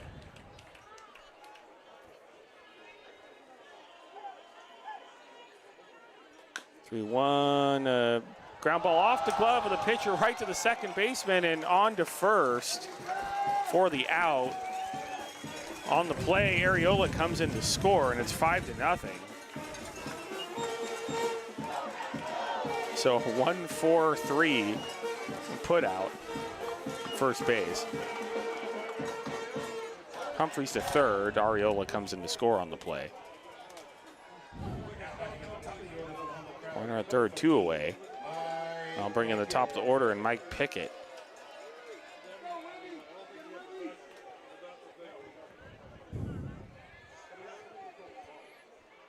To Pickett, high and outside, 1-0.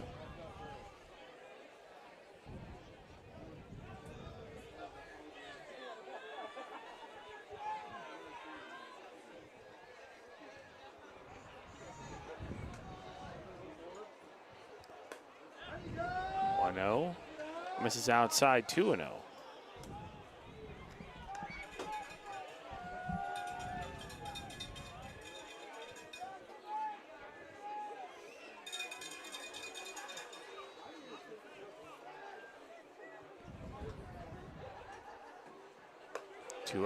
Way up and inside, 3-0 to Mikey Pickett.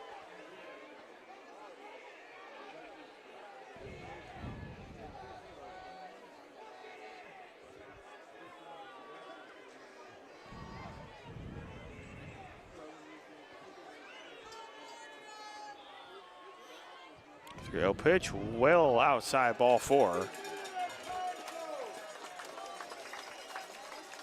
So most of those pitches weren't particularly close in that at bat. First and third, 2 away. I'll bring in Colton Boardman.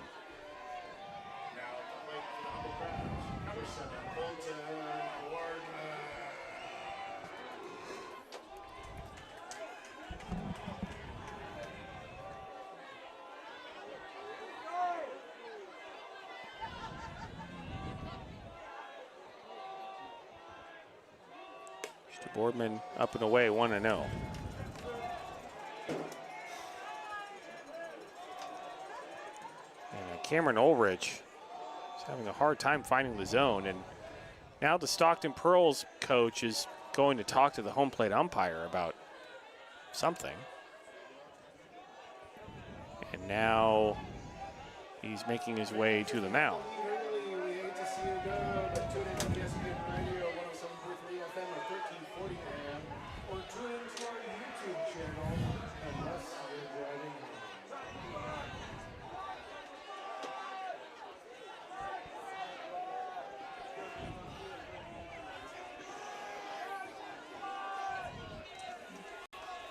Some other Major League scores. The Dodgers and the Orioles are tied at 3, top of the 6th down in LA. The Mariners are losing to the Red Sox 5-0, and I think there's an active no-hitter going on in that game. Ranger Suarez.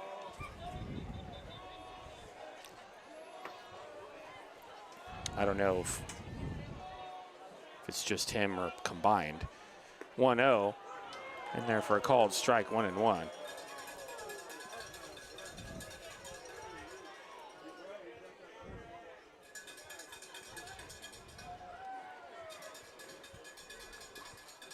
I'm not that excited by the combined no-hitter.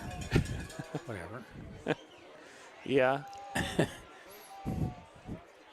1-1 line, just fouled on the right field line. 1-1.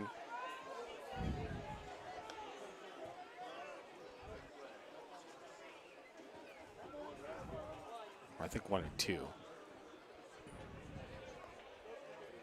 Yeah, I would say a combined no-hitter is impressive just because, you know, you have multiple pitchers that come in and hold the other team to 0 hits. It's No, it's cool. It's just not as pretty impressive for it's that not to as, happen. You know, I don't know.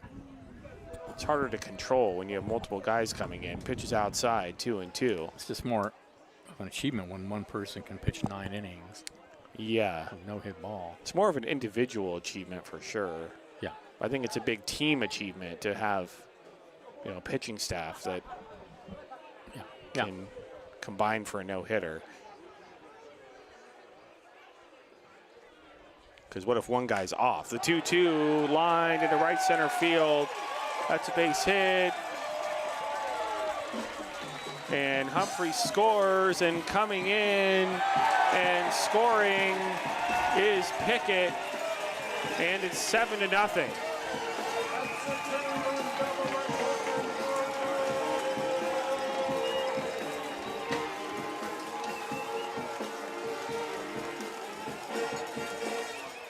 So 2 RBI double for Colton Boardman.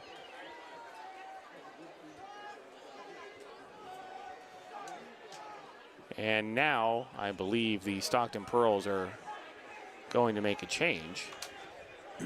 I would think. Coach has already been out there.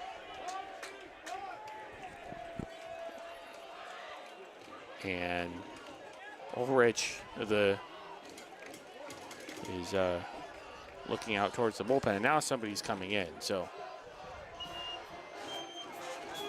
all right, as the Stockton Pearl make the change, we'll go back to the studio for a break. You're listening to Crabs Baseball, ESPN 107.3 FM.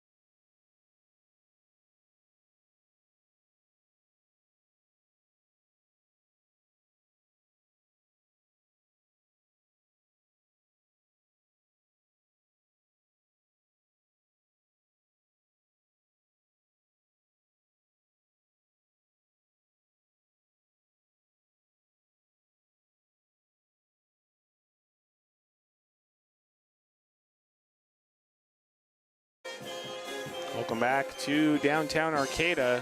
Bottom of the 6th inning. Crabs have a runner at second with 2 outs. Crabs lead 7-0 as 3 runs have come in here in the bottom of the 6th. And the pitcher on the mound for the Pearls, it is Cooper Conklin.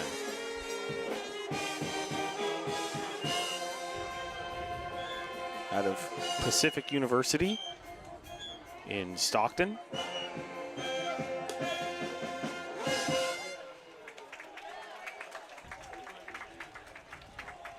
All right, for those who are interested, go through some scores from around the World Cup. The United States getting a huge win today, beating Australia 2-0, sending the U.S. to the knockout round. Good win for the boys today. Morocco beat Scotland 1-0. Brazil handled Haiti 3-0. And Paraguay leading Turkey, about to get to halftime, 1-0. That game's in Santa Clara. All right, Kavanasaur is stepping in. And low and outside, 1-0.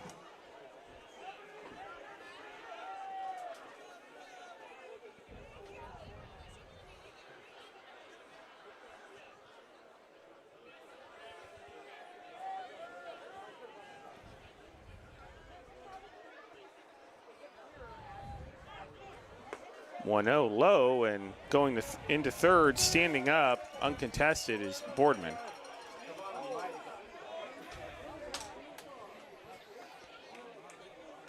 So runner at third with 2 away. 2-0 count on Kamanosaurus.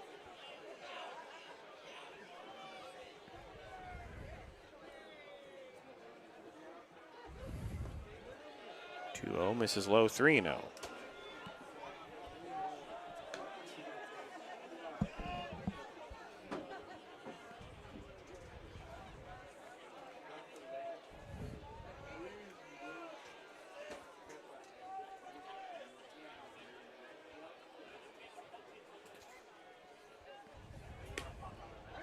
And outside ball 4.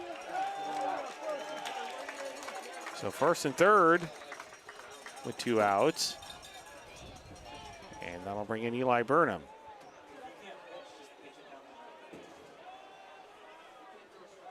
Now at the plate for the Humble Crowd, number 36, Eli Burnham.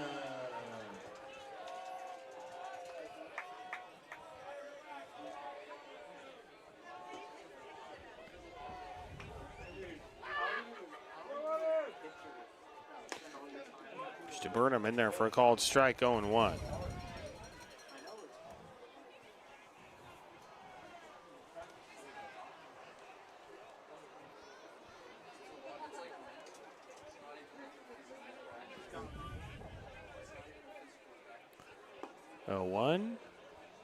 Misses low, 1-1.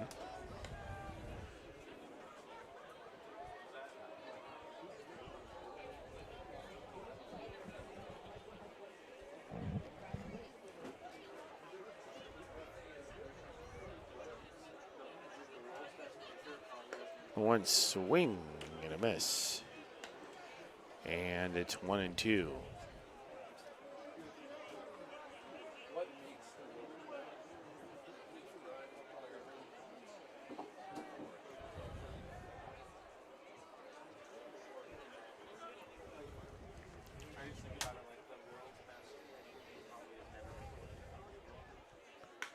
One-two, fly ball out to center field. Center fielder ranging over to his right, makes the catch, and that's gonna do it for the Crabs here in the 6th. But they get 3 runs.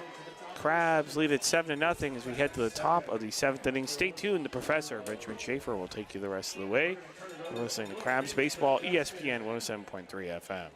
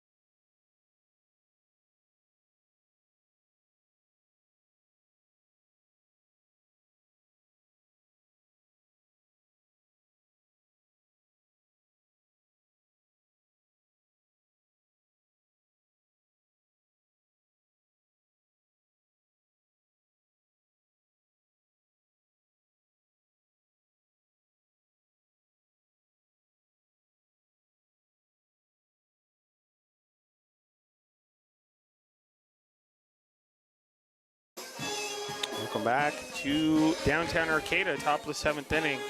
Crabs lead the Pearls by a score of 7-0. And we have a new pitcher on the mound for the Crabs. It is number 19, Nathan Bunyard. Nathan Bunyard and Miles Standish switch numbers.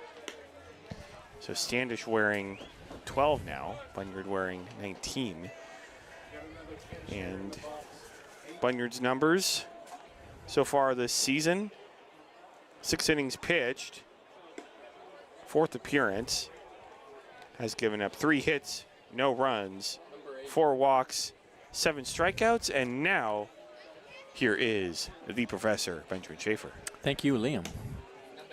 Zobel, Cannon, and Kraus to bat here in the top of the 7th, with the Crabs leading 7-0. 7 runs, 5 hits, no errors for the Crabs. No runs, 2 hits, 2 errors for the Pearls. Pinch hitter is going to be Wyatt Reisenbach. Reisenbach. Wyatt Reisenbach. To pinch hit for Mason Zobel against Nathan Bunyard. Nathan Bunyard, right? Yes, Nathan Bunyard. All right. Here we go.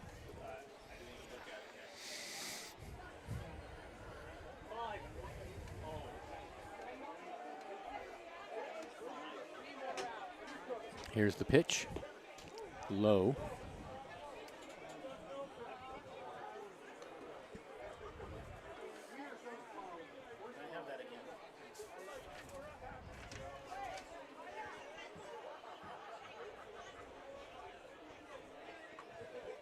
The 1-0, strike on the outside corner, 1-1. Good pitch.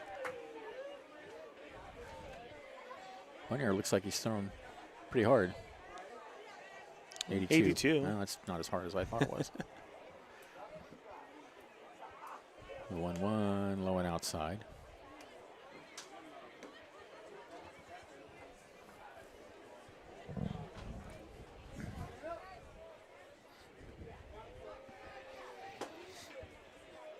The 2-1 fouled up against the screen.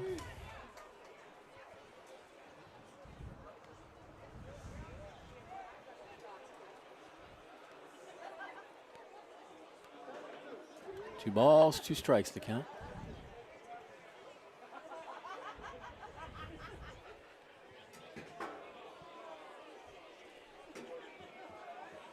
And the pitch fouled away.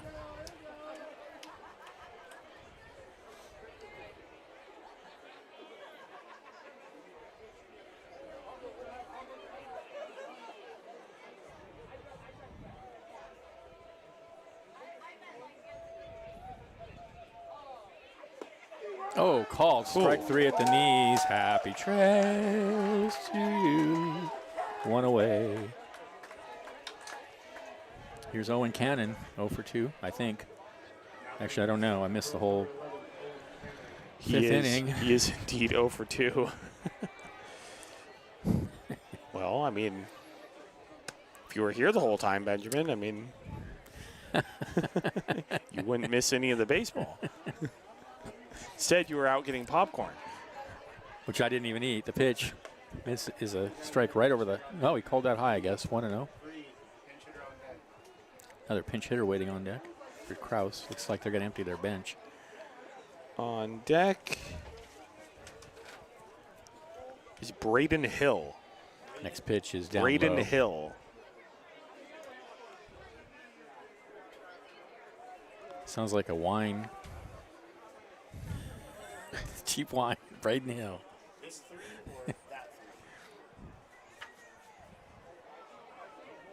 2-0. He's outside 3-0.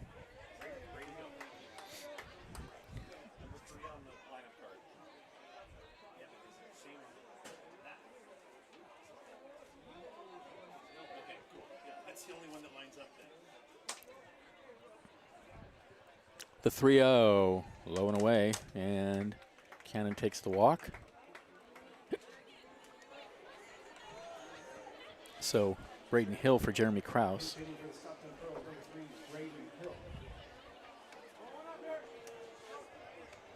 Runner on first, one out for the Pearls.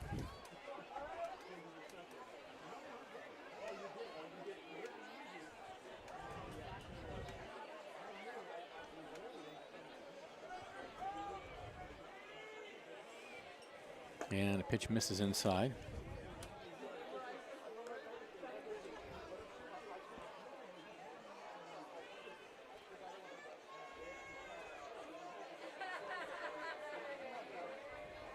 And 1-0. Swung on and missed. 1-1.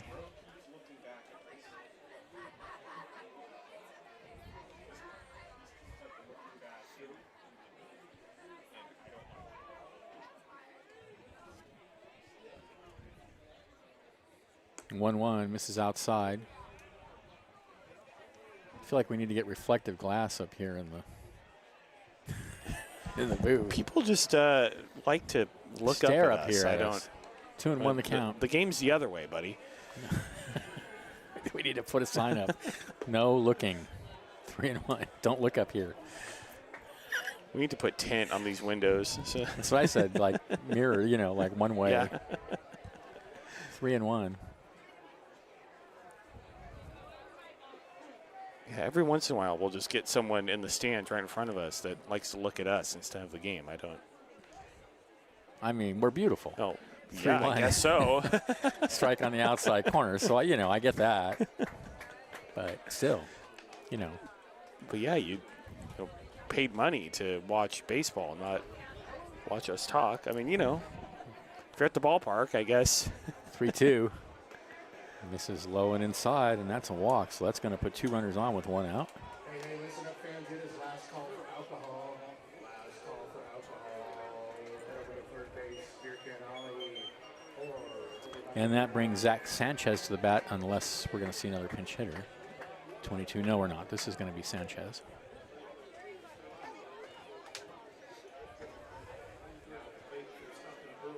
Number 22, Zach Sanchez.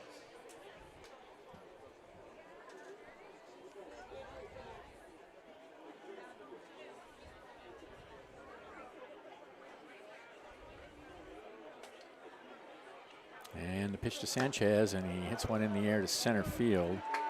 Osborne's under it. He makes the catch, no advance. 2 away. And here's Taylor Tran. 23 now. Catch that one. Sorry. Another pinch hitter. Yep, looks like. It is Jackson Way.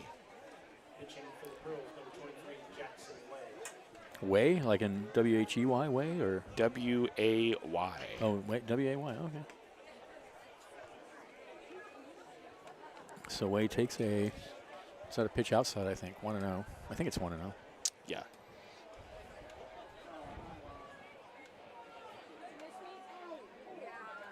And he hits one in the left field. That's going to drop. Humphrey's in. He picks it up. The throw is going to be cut off, and that's going to play to run for the Pearls. 7-1 now in favor of the Crabs. RBI single for Way.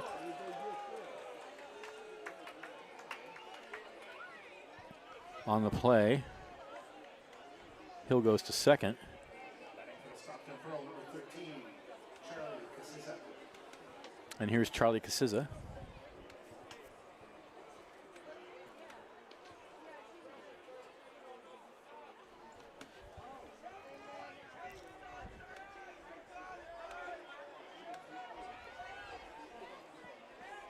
One and 0. Runners on first and second. Here's the pitch, and he hits one back up the middle. That's going to probably play to run. Here comes the runner around the third. The throw is all the way to the plate, and it kicks away. And now the runners are going to advance to throw down to third. They've got him in a rundown. Back to second. And he's tagged out, and that'll end the inning. But so it's a one, so it's a single, and then let's see. I don't know, the inning is over. For the Pearl, they got 2 runs on 3 hits. There were no errors. On 1 hit, there were no errors and nobody left, and 1 left. Excuse me. That was a very confusing play. And at the end of 7, it's 7-2 Crabs.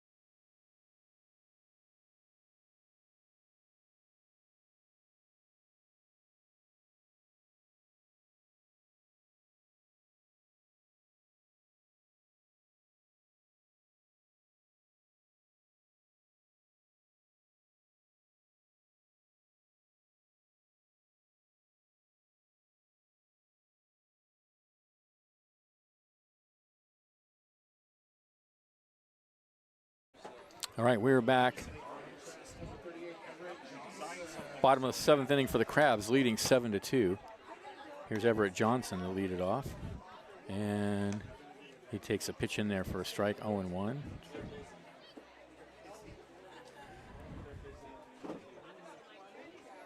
Johnson has struck out twice and been hit by a pitch. Here's the pitch. And he takes one in the dirt. We're working up here. Can you like leave us alone because we're working up here?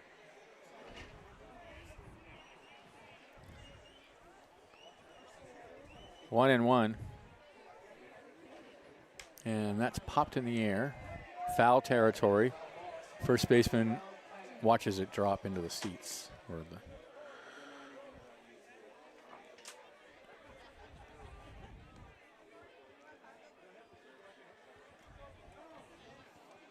1-2 the count. To Everett Johnson.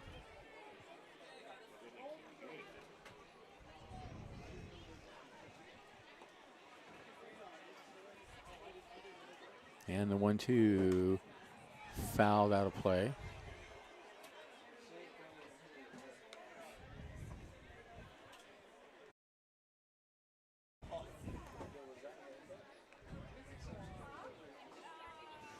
Count remains 1-2 to Everett Johnson. Osborne on deck, and then Areola to bat. The Crabs up 7-2. That pitch misses outside.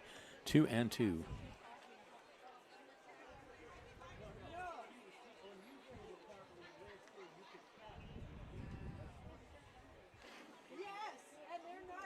Breaking pitch misses inside, 1-0.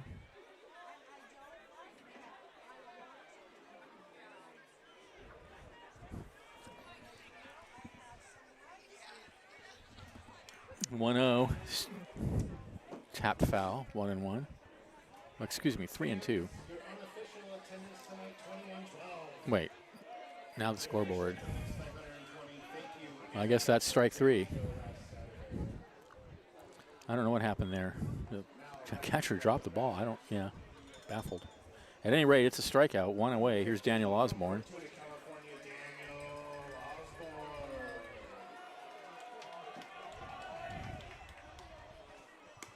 Fastball away. 1-0.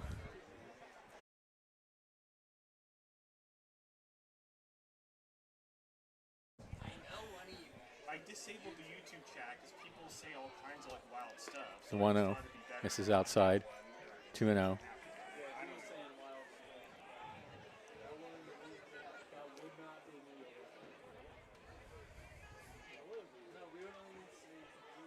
And the next pitch way outside.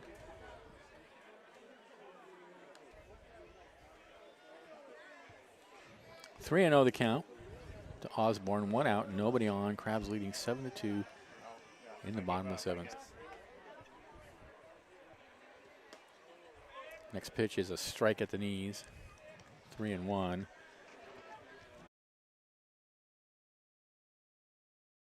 Yeah, I mean, I just have to like fix it and at least score it from. 3-1. Check swing. And they say he went round. No way! Come on! So 3-2 the count to Osborne.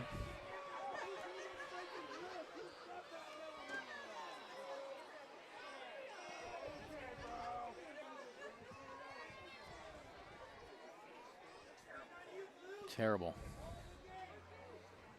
Full count.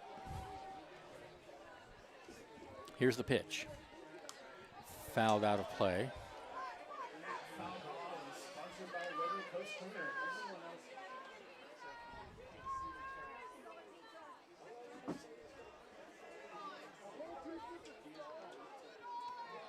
And the next pitch, 3-2, and that's blown away.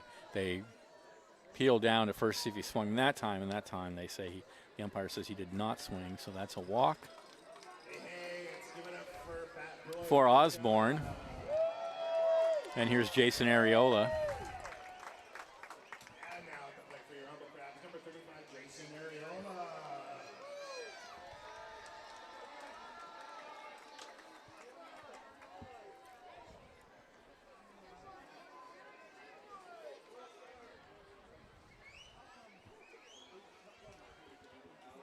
The pitch. Low.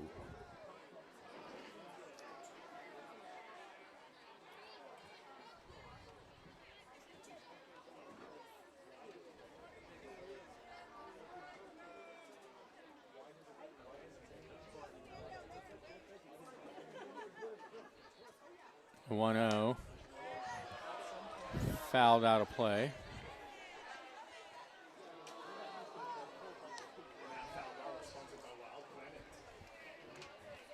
A ball and a strike to count.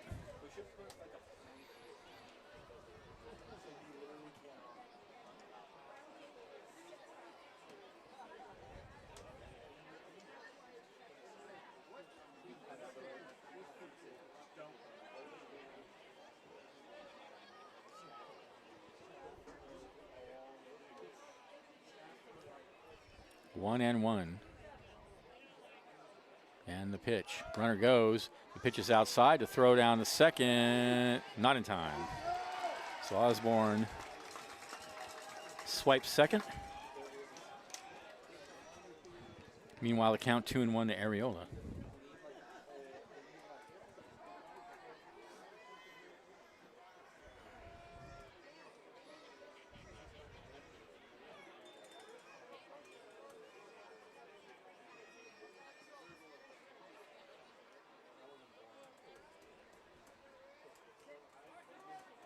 And the next pitch lined in the right field. That's going to drop. Osborne's going to be held at third. So that'll put runners on the corners for Kyron Humphreys.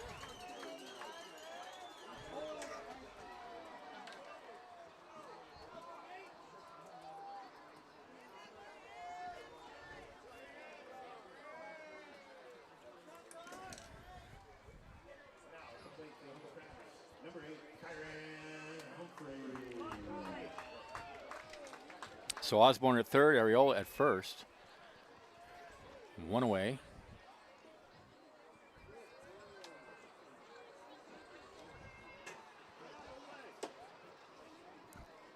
Now we got somebody. What is he doing? Next pitch is fouled out of play. 0-1.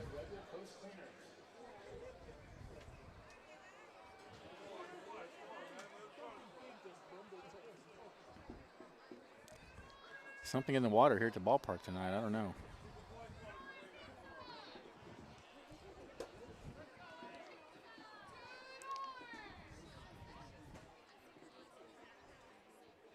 The 0-1. Ooh, strike at the knees. 0-2.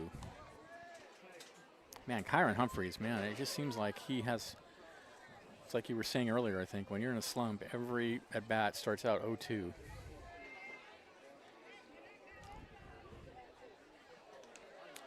So he's in an 0-2 hole here. And the pitch. Ooh, just missed away. Good take, 1-2.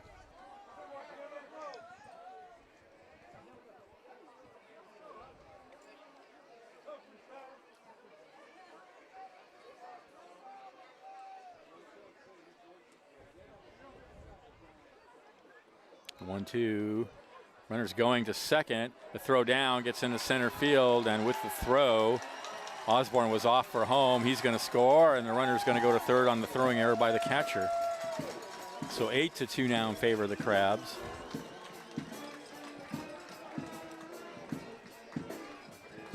Humphreys is out. 2 away.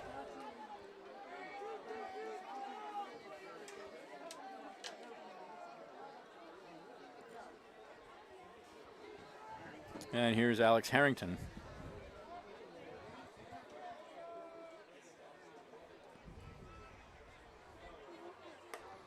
And the pitch misses outside. 1-0 to Harrington.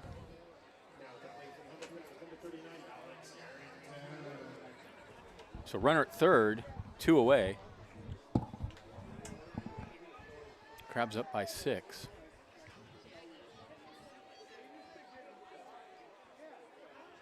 And the pitch. Strike on the inside corner. Great breaking pitch there. 1-1.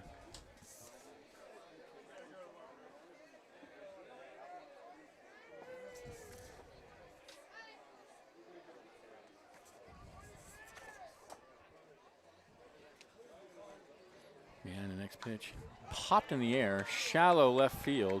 Left fielder rushing in, shortstop going out. It'll be the shortstop making the catch for the third out of the 7th inning, of the bottom of the 7th. But the Crabs get another run on a hit. There was an error and one left. And at the end of 7, they lead 8-2. This is exciting Crabs baseball, 107.3 FM.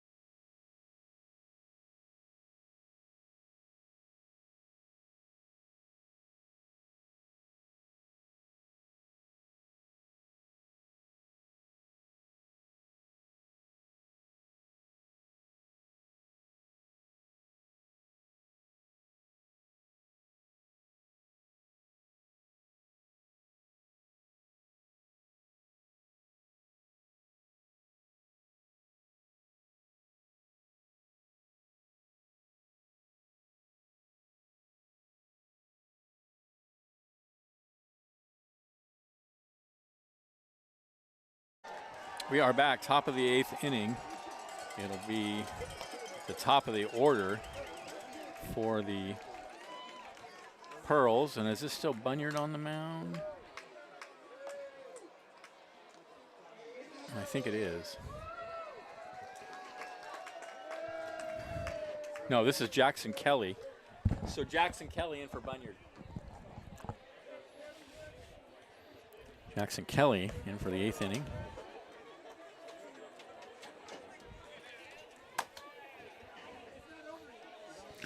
8 runs, 6 hits, no errors for the Crabs. 2 runs, 5 hits, 3 errors for the Pearls, and the errors have hurt them tonight.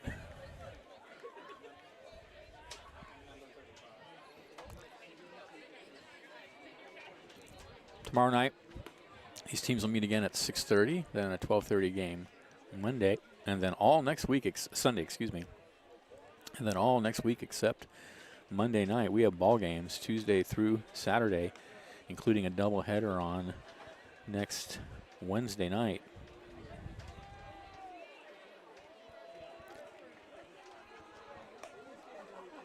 The band will be here for the Tuesday game. Well, they'll be here Sunday. They will not be here tomorrow. They'll be here Sunday, and then they will be here for the Monday game, but they will not be here. They will not be back until Saturday the 27th, excuse me.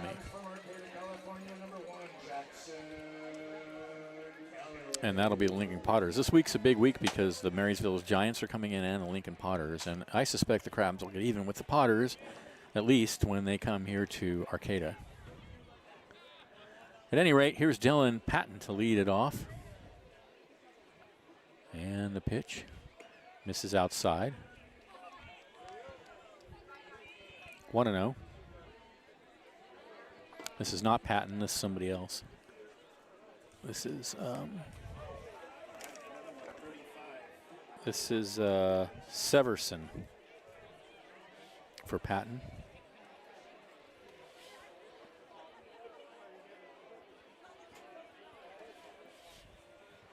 One and one the count, and he takes a pitch away.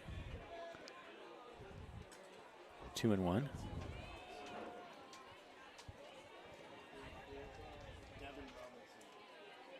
And the next pitch is, swung on and missed. Kelly took something off and way out in front.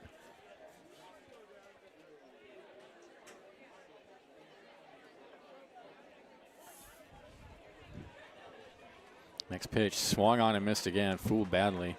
And that's it for Severson, 1 away. Here's Walker.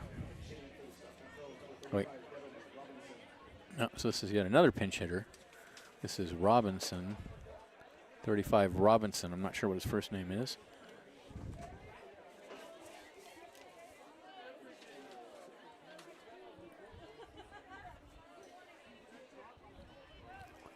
Kelly kicks and deals, and that's inside. Devin Robinson. Devin, thank you. Devin.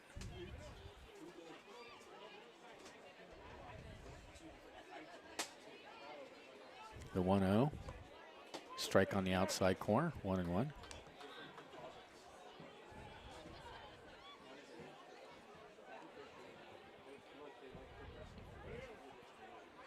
The 1-1, grounded over to third.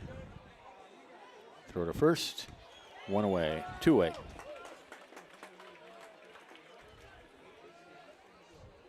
Owen Massa is supposed to bat, and it's not going to be Owen Massa. Is Noah Walker, is that his name? Now, how is that possible? I thought Walker already pinch hit for Walker. How many Walkers are there on this team?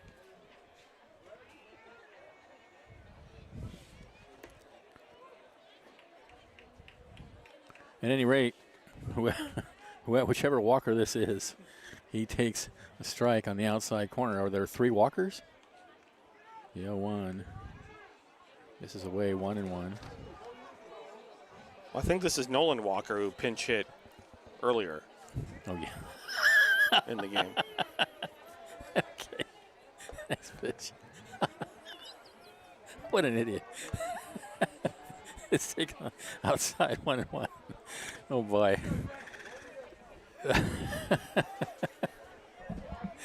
The 2-1. Grounded foul. 2-2. Yikes.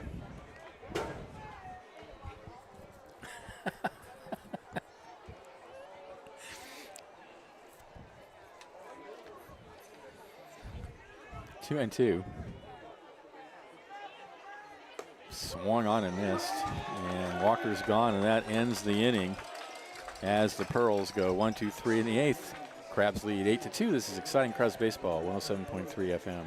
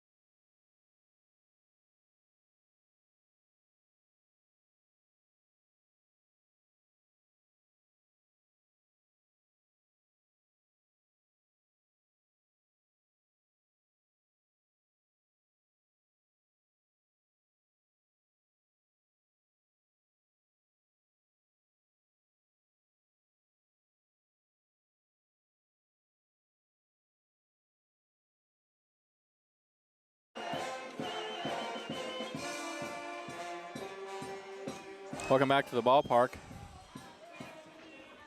for the Crabs. It's the top of the order. Pickett, Boardman, and Cavanasaurus leading 8-2 in the bottom of the 8th. Big swing and a miss from Saurus there. Number 28 on the mound for the, this is Conklin, right-handed pitcher. 0-1. Next pitch misses way outside.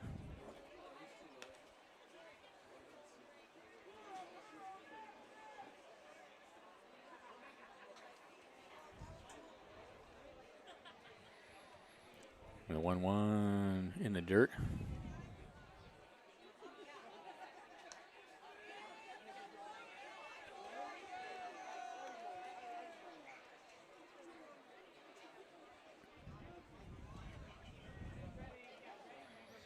Two-0, swing and a miss. 2-1.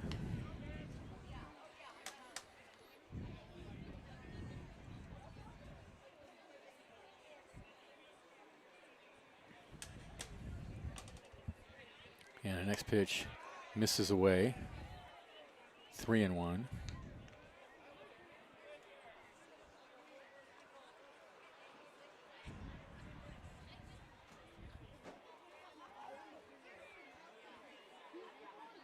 That's 3-1. The scoreboard says 3-2. Either way, it's a walk to lead off the 8th for the Crabs. And that brings Colton Boardman to the bat.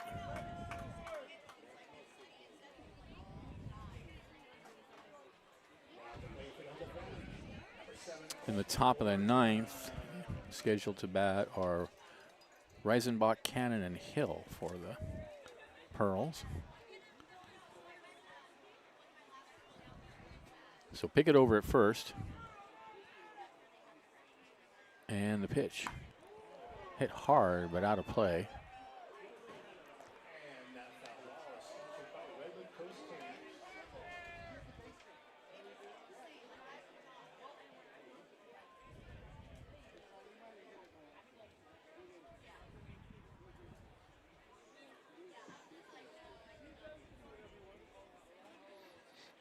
Oh, and 1.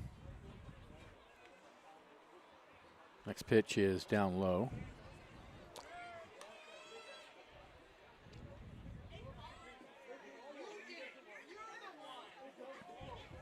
A ball and a strike to count to Boardman. Pick it over at first.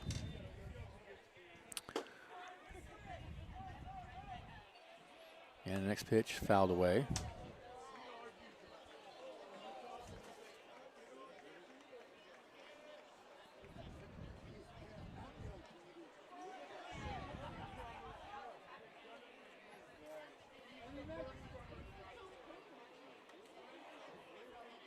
A ball and 2 strikes now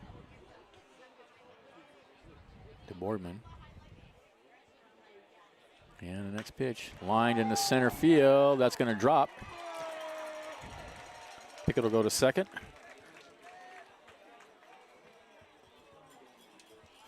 First and second, nobody out for the Crabs, and here's Kavanasaurus.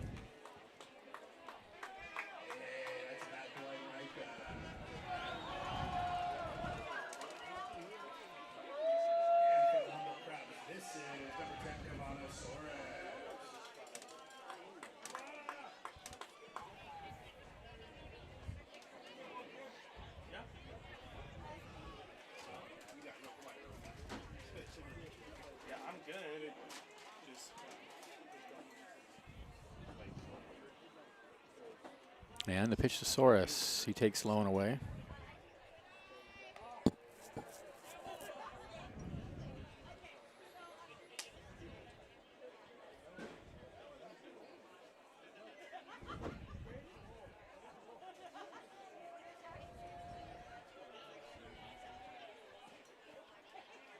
One 0.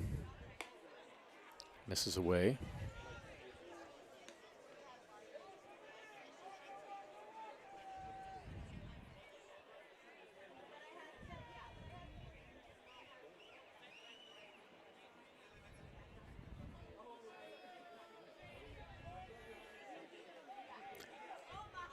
Two 0, and now he steps off.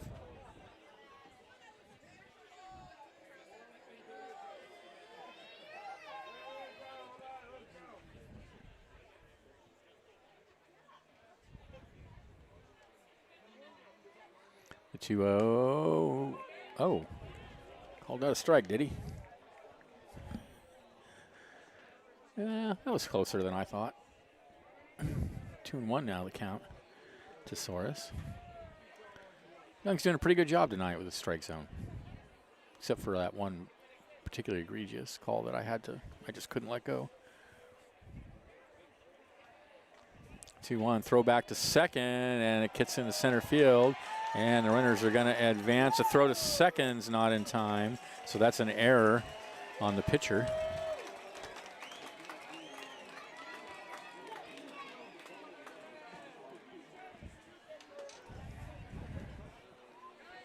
And now two Crabs runners in scoring position.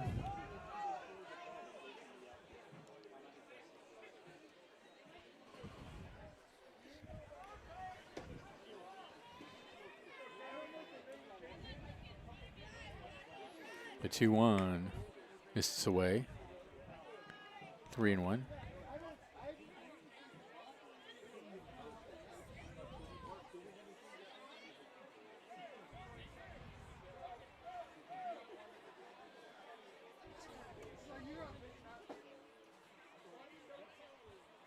Three 1 is lined in the right center field. That's going to drop. That's going to plate 1 run. They're going to hold the runner at third, and it's 9-2 Crabs.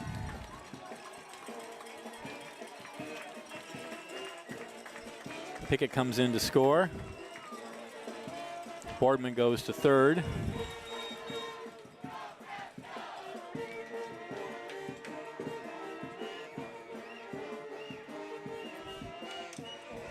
And with runners on the corners, still nobody out. Here's Eli Burnham.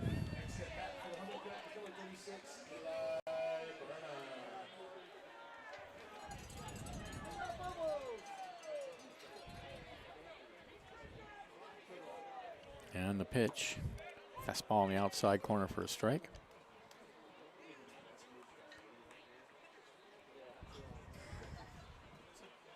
During the game is not the time to come up and Karen and complain. Like, I just.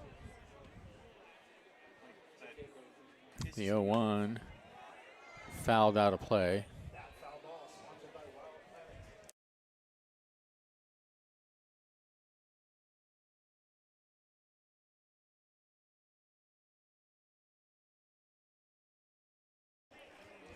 Since when? 0-2 the count.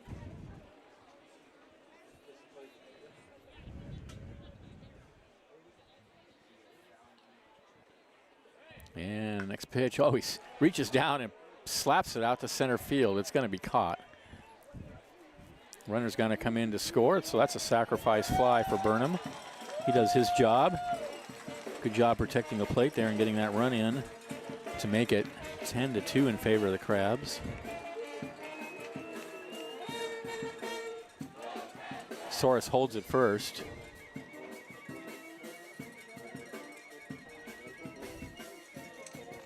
And here's Everett Johnson.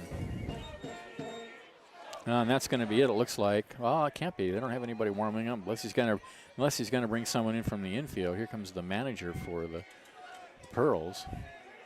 But I don't think this is a change because there's nobody to replace him. So the whole infield out on the mound.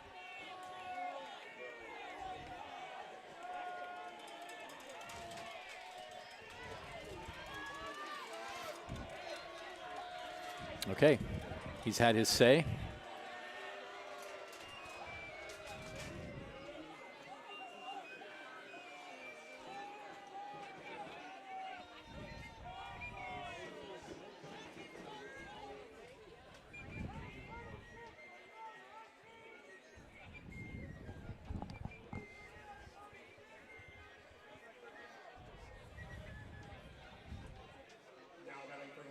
Everett Johnson.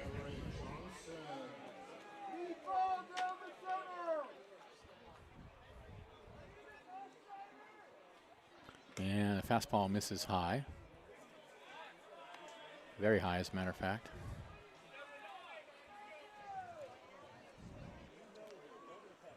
One and 0.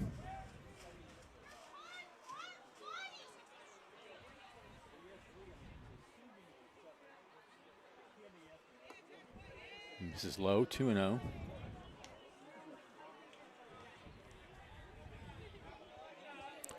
Soros still over at first, 2 and 0 the count.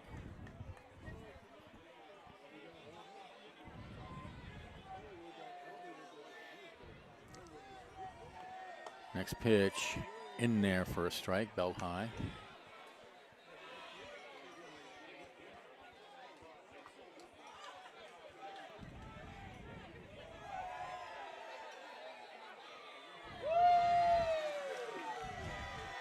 Two and 1, here's the pitch. Grounded foul.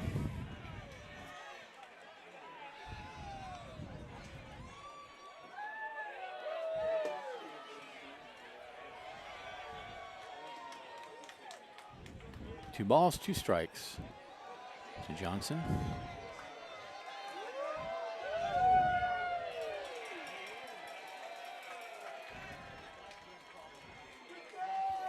And now the pitcher steps off.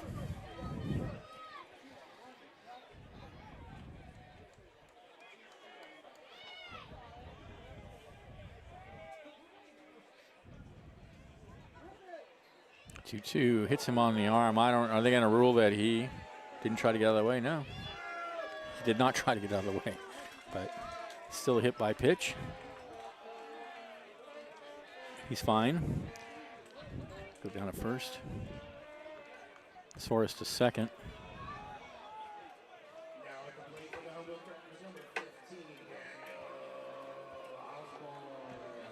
And with runners on the corners, here's Osborne.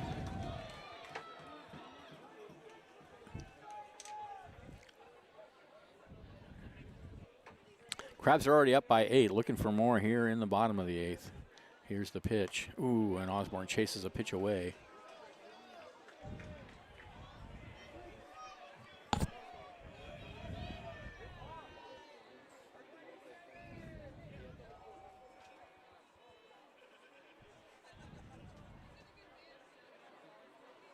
A look out at second, and the 0-1 fouled off the hands. Out of play. 0-2 now to Osborne. There's one out.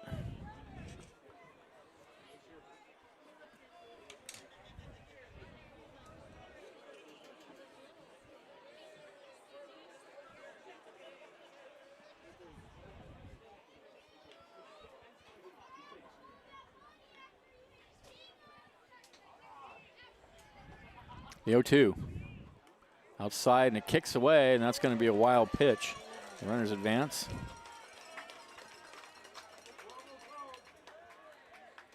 Second and third now with one out.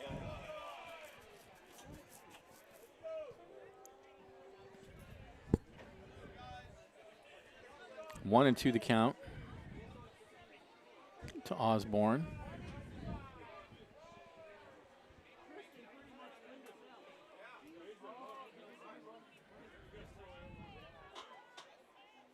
And the pitch. Again, way outside, but no advance this time as the ball caroms back.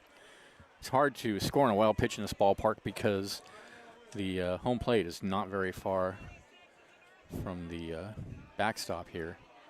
And often balls bounce right back to the catcher. That's the case there, so no wild pitch, no advance. And the count goes even to Osborne. And the pitch, tap foul over towards the Pearls dugout.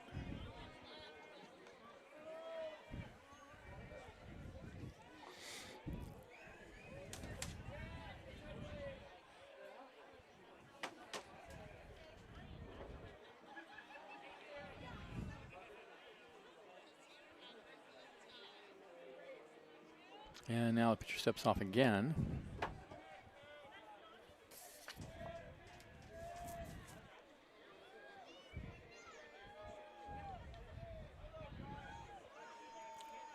The 2-2 called. Strike 3 on the outside corner. That's it for Osborne.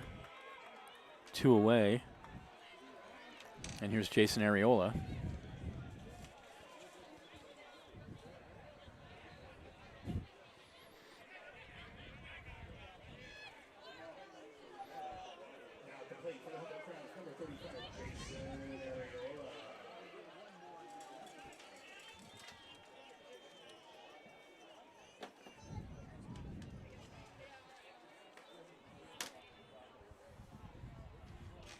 The pitch. Foul. Out of play. Third baseman over to have a look, but it's well foul.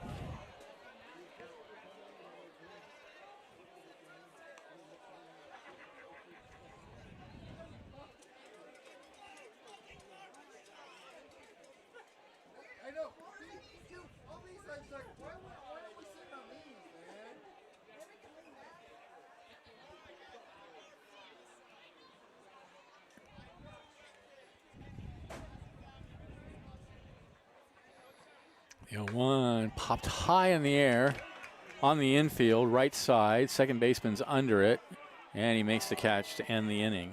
But the Crabs get 2 more runs on 2 hits. There was an error and 2 left, and at the end of 8, they lead 10-2. Stay tuned. Last shot for the Pearls coming up. This is exciting Crabs baseball, 107.3 FM.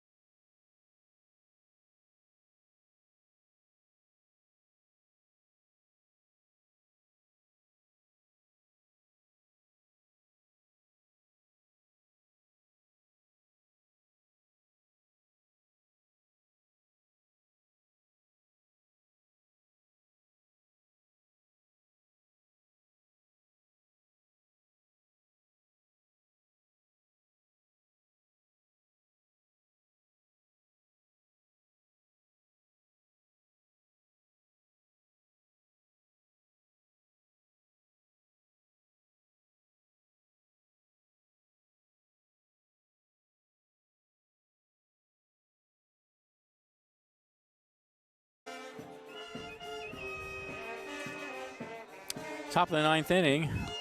Revenbach, Cannon, and Hill scheduled to bat for the Pearls. With the Crabs up 10-2, 10 runs, 8 hits, no errors for the Crabs. 2 runs, 5 hits, 4 errors for the Pearls.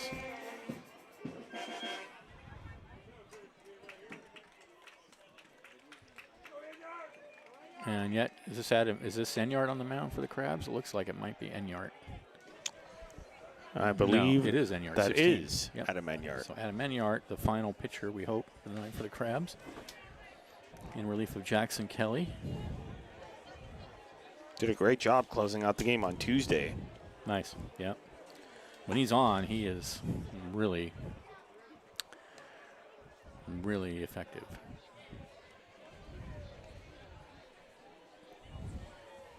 Thanks to North Coast Co-op, Humboldt's local community-owned grocery co-op since 1973. North Coast Mercantile, your local beverage distributor. Bear River Casino Resort, the best bet on the North Coast. Crestmark Millworks, creating signature elements of extraordinary spaces. Cypress Grove Cheese, there's nothing like that Humboldt fog feeling. World-class cheese from right here in Humboldt. North Bay Automotive, your trusted automotive repair shop in Arcata since 2013. And Granite Construction Company, building a better future today.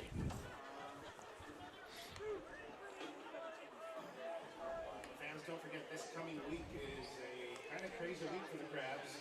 Monday is off, and then Tuesday we see a 5-game stretch with the Marysville Giants. Tuesday, all right, here we go. doubleheader Wednesday. So this should be Revenbach, number 9.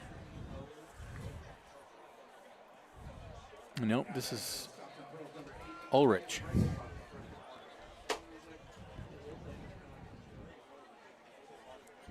I don't know his first name, but Well, this is 8. was it 8? Yeah. Yep. Oh, I thought it said, okay. All right, so this is still Reichenbach. And the first pitch, ooh, fastball misses inside, uh-oh. Well, Adam Enyart has a bit of a cushion, so He does, yes. No, I just mean, like, as far as which Adam Enyart are we going to see tonight? The 1-0. There we go. There's that fastball right on the outside corner, 1-and-run. Man. 90-mile-an-hour fastball right on the black. Beautiful. 1-1 the count. And the next pitch. Ooh, another one at the knees, 91 that time. 1-2.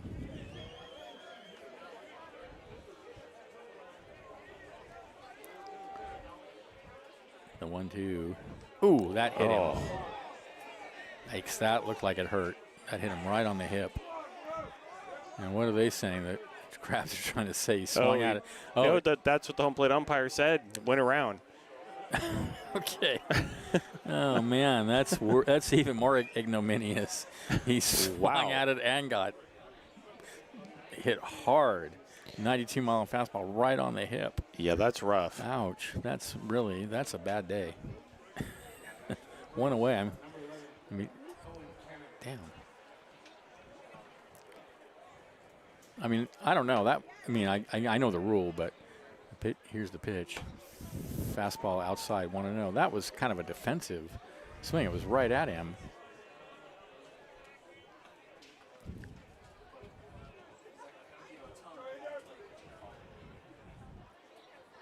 The 1-0.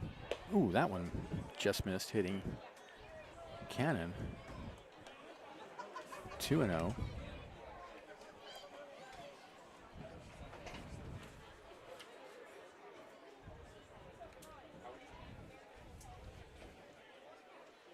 The 2-0. Tapped foul. 2-1.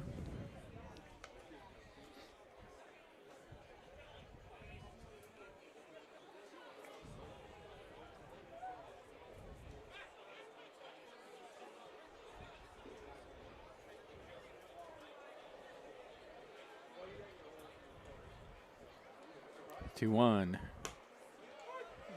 Ooh, called strike about a foot outside. Wow. 2-2.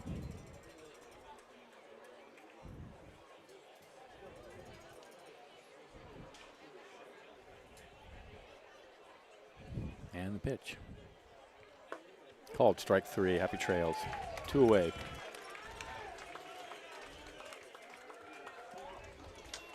So, Pearls are down to their last out.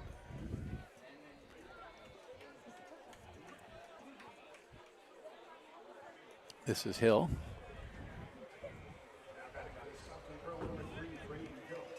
Braden Hill walked in the 7th inning as a pinch hitter. Here's the pitch, and he takes a fastball on the outside corner. I see that Enyart's laying off a little bit. The last 2 pitches were 82 miles an hour. Here's the next one. That one's low. Again, 82. So the first few pitches were in the low 90s.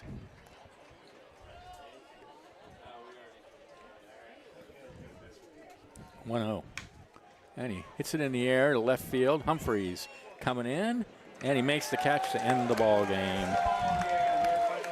And the Crabs win it by a final score of 10-2. 10 runs, 8 hits, no errors for the Crabs. 2 runs, 5 hits, 4 errors for the Pearls. Tomorrow night, 6:30. These 2 teams will meet again. I'll be here. Finn will be here. Yep, it'll be you and Finn tomorrow. And till then, have a great night. Happy Juneteenth. This is Crabs Baseball, 107.3 FM.